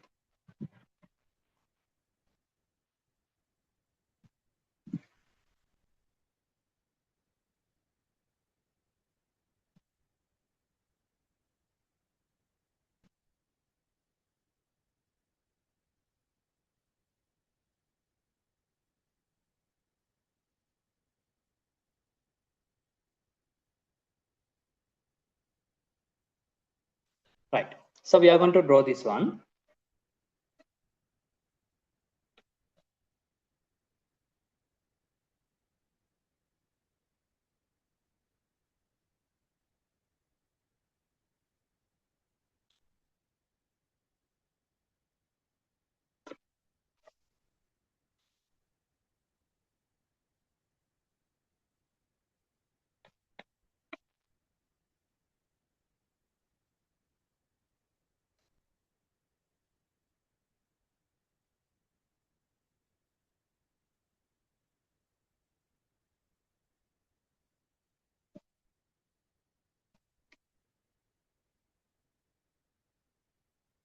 Now let's draw how these spectral lines are given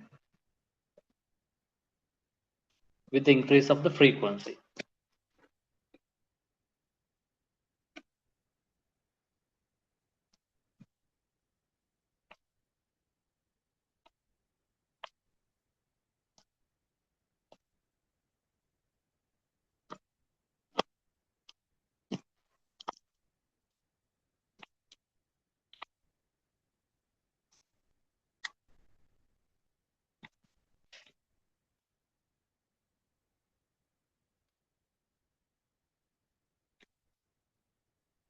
Right. Now this is a frequency into 10 to the power 15 hertz. Right. Now all these values are now see this is 3.5 into 10 to the power 15 likewise.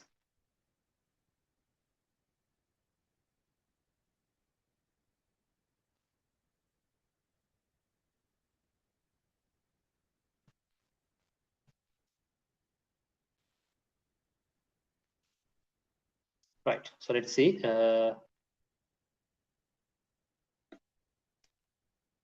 We can draw these lines. Now the Lyman series can be seen over here.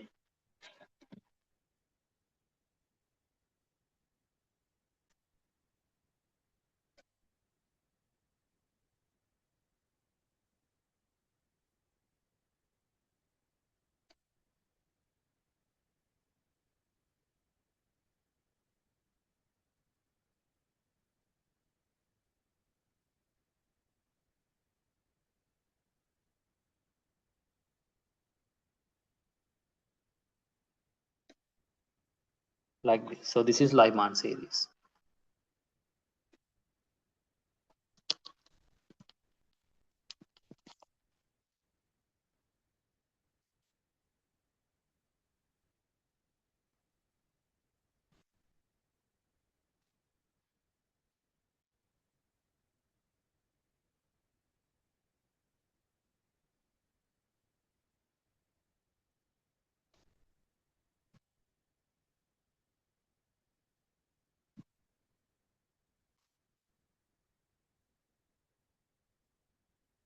Right. Then let's draw the other one, the Balmer series. It's a colored one.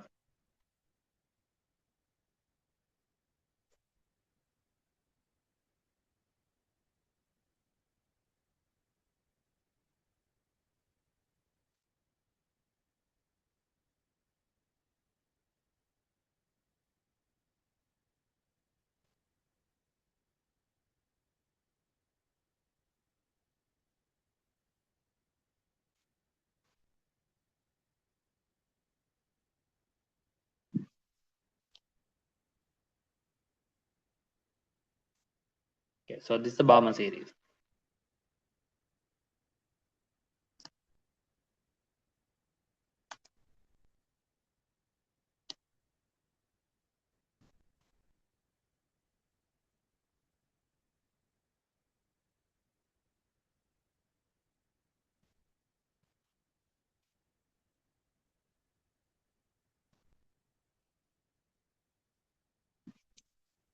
Then we can draw the Paschen series.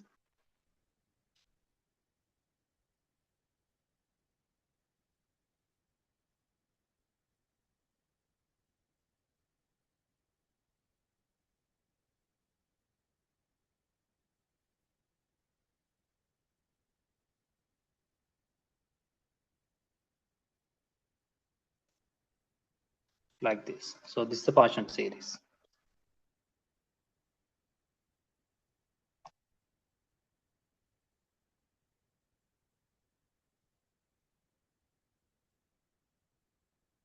And this is how the spectral lines vary with the increasing frequency. Right, draw it quickly.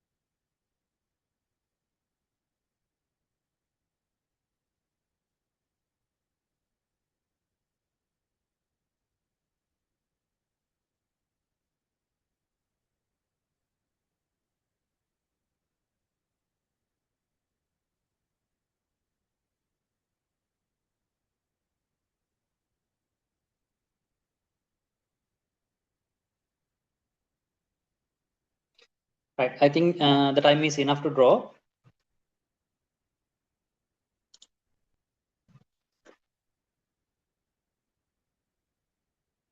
Now let's see how this has been varied with increasing wavelength.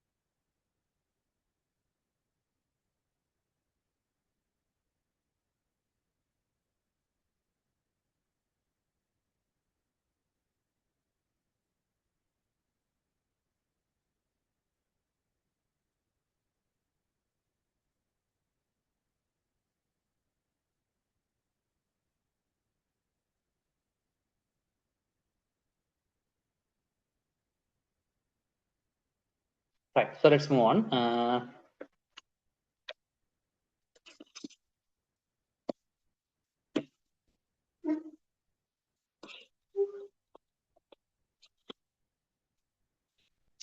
Now this is how the spectral lines vary with the increasing frequency. With the increasing wavelength, it's like this.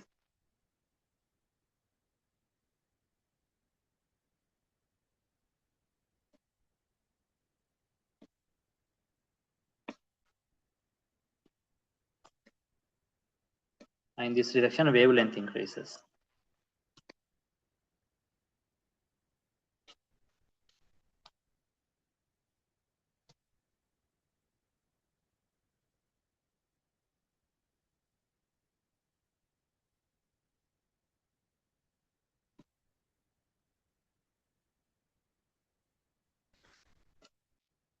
So this is the Lyman series.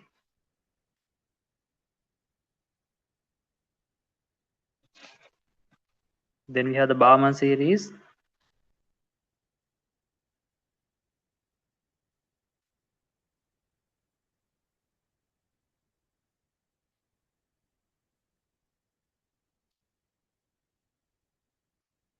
Like this. And here we have the Parshan series.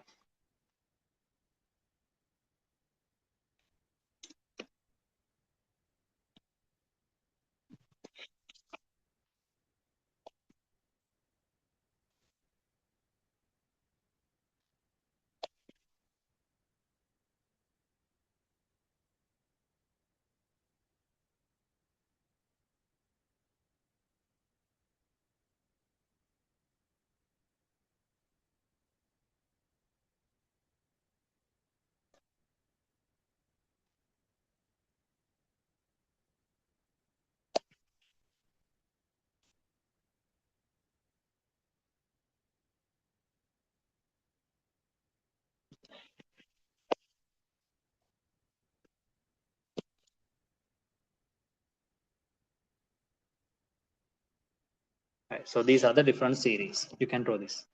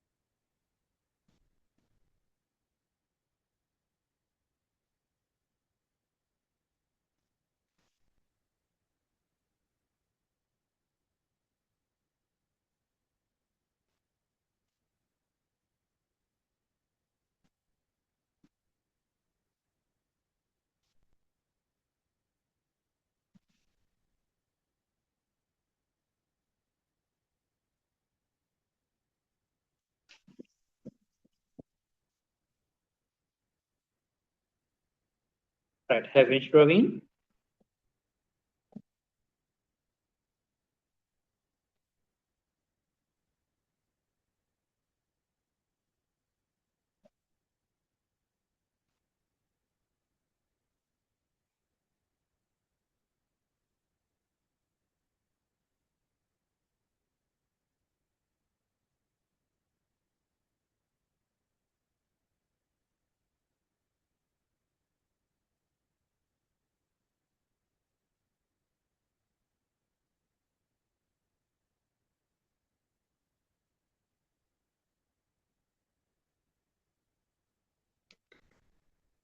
Right. So if you have finished drawing, now we can move on.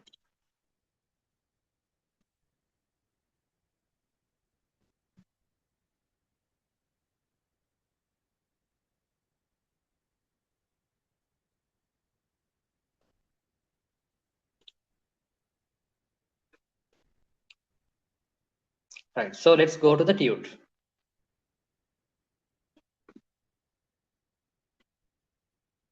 Okay. In the tute, let's go to the question number 8.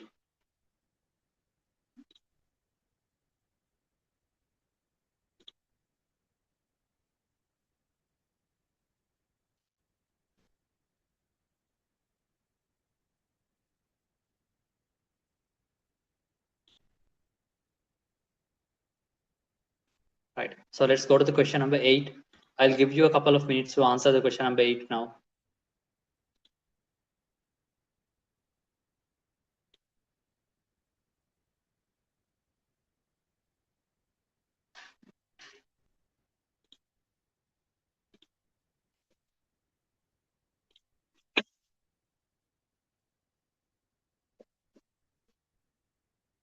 Right. I'll give a couple of minutes. You have time till 10:50 to answer this.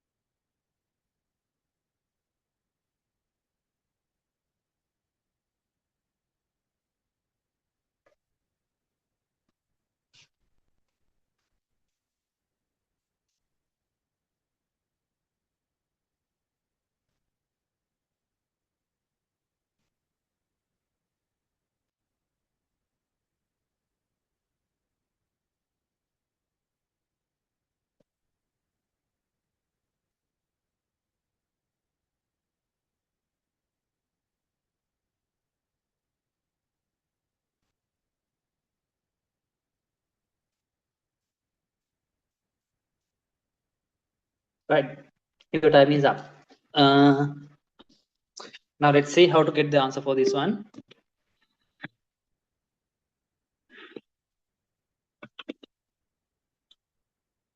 Right. A part of emission spectrum of atomic hydrogen is given below. Now this is given in the direction of increasing wavelength. Which of the following diagrams represent the electronic transitions corresponding to the lines labeled as A, B, C, and D? Lines A, B, C, and D.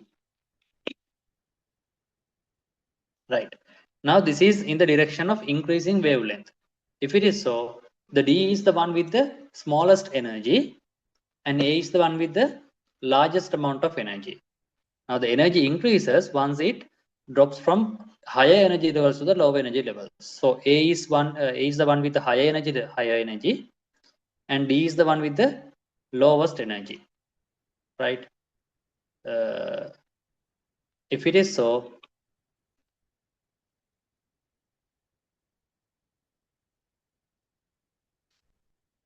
A should drop from highermost energy levels to the lower energy level, and D should drop from lower energy level to the closest energy level. So the answer has to be the third one.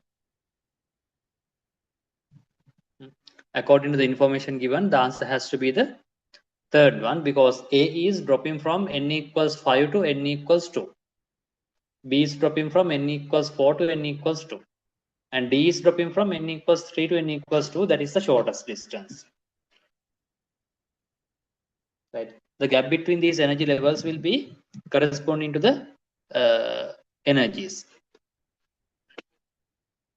Right. I think it's clear to you.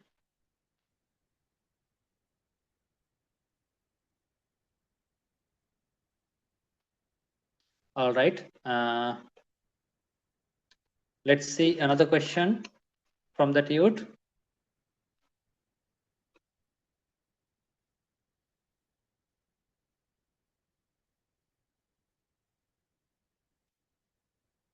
Let's go to the question number 16. Okay, let's go to the question number 16. I'll give you a couple of minutes to get the answer for the question number 16. I think it's clear for you about the previous question that we discussed.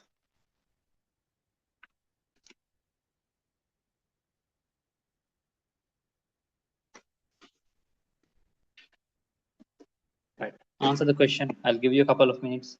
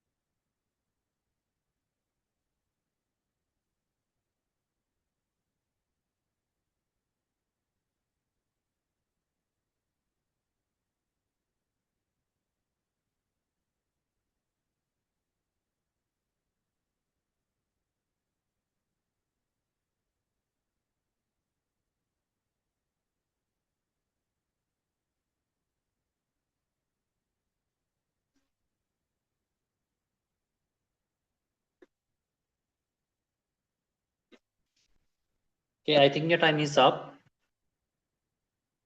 The time is enough. So let's see.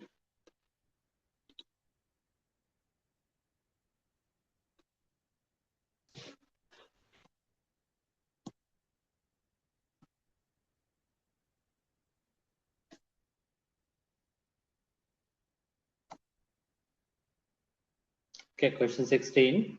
The de Broglie wavelength of a neutron traveling with a velocity of v is lambda. The de Broglie wavelength is lambda.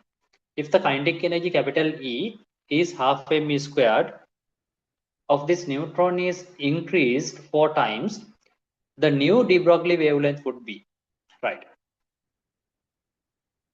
Now we know that lambda equals to h divided by mv. And we know that the kinetic energy E of a neutron is increased by 4 times.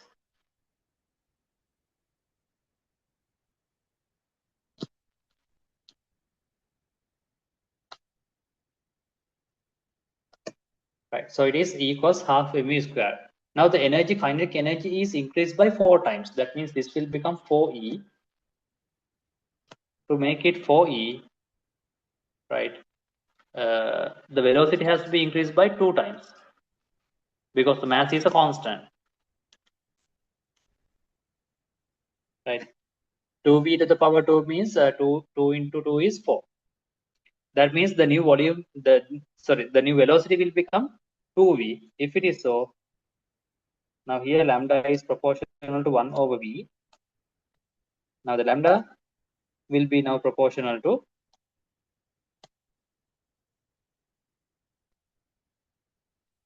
1 over 2v.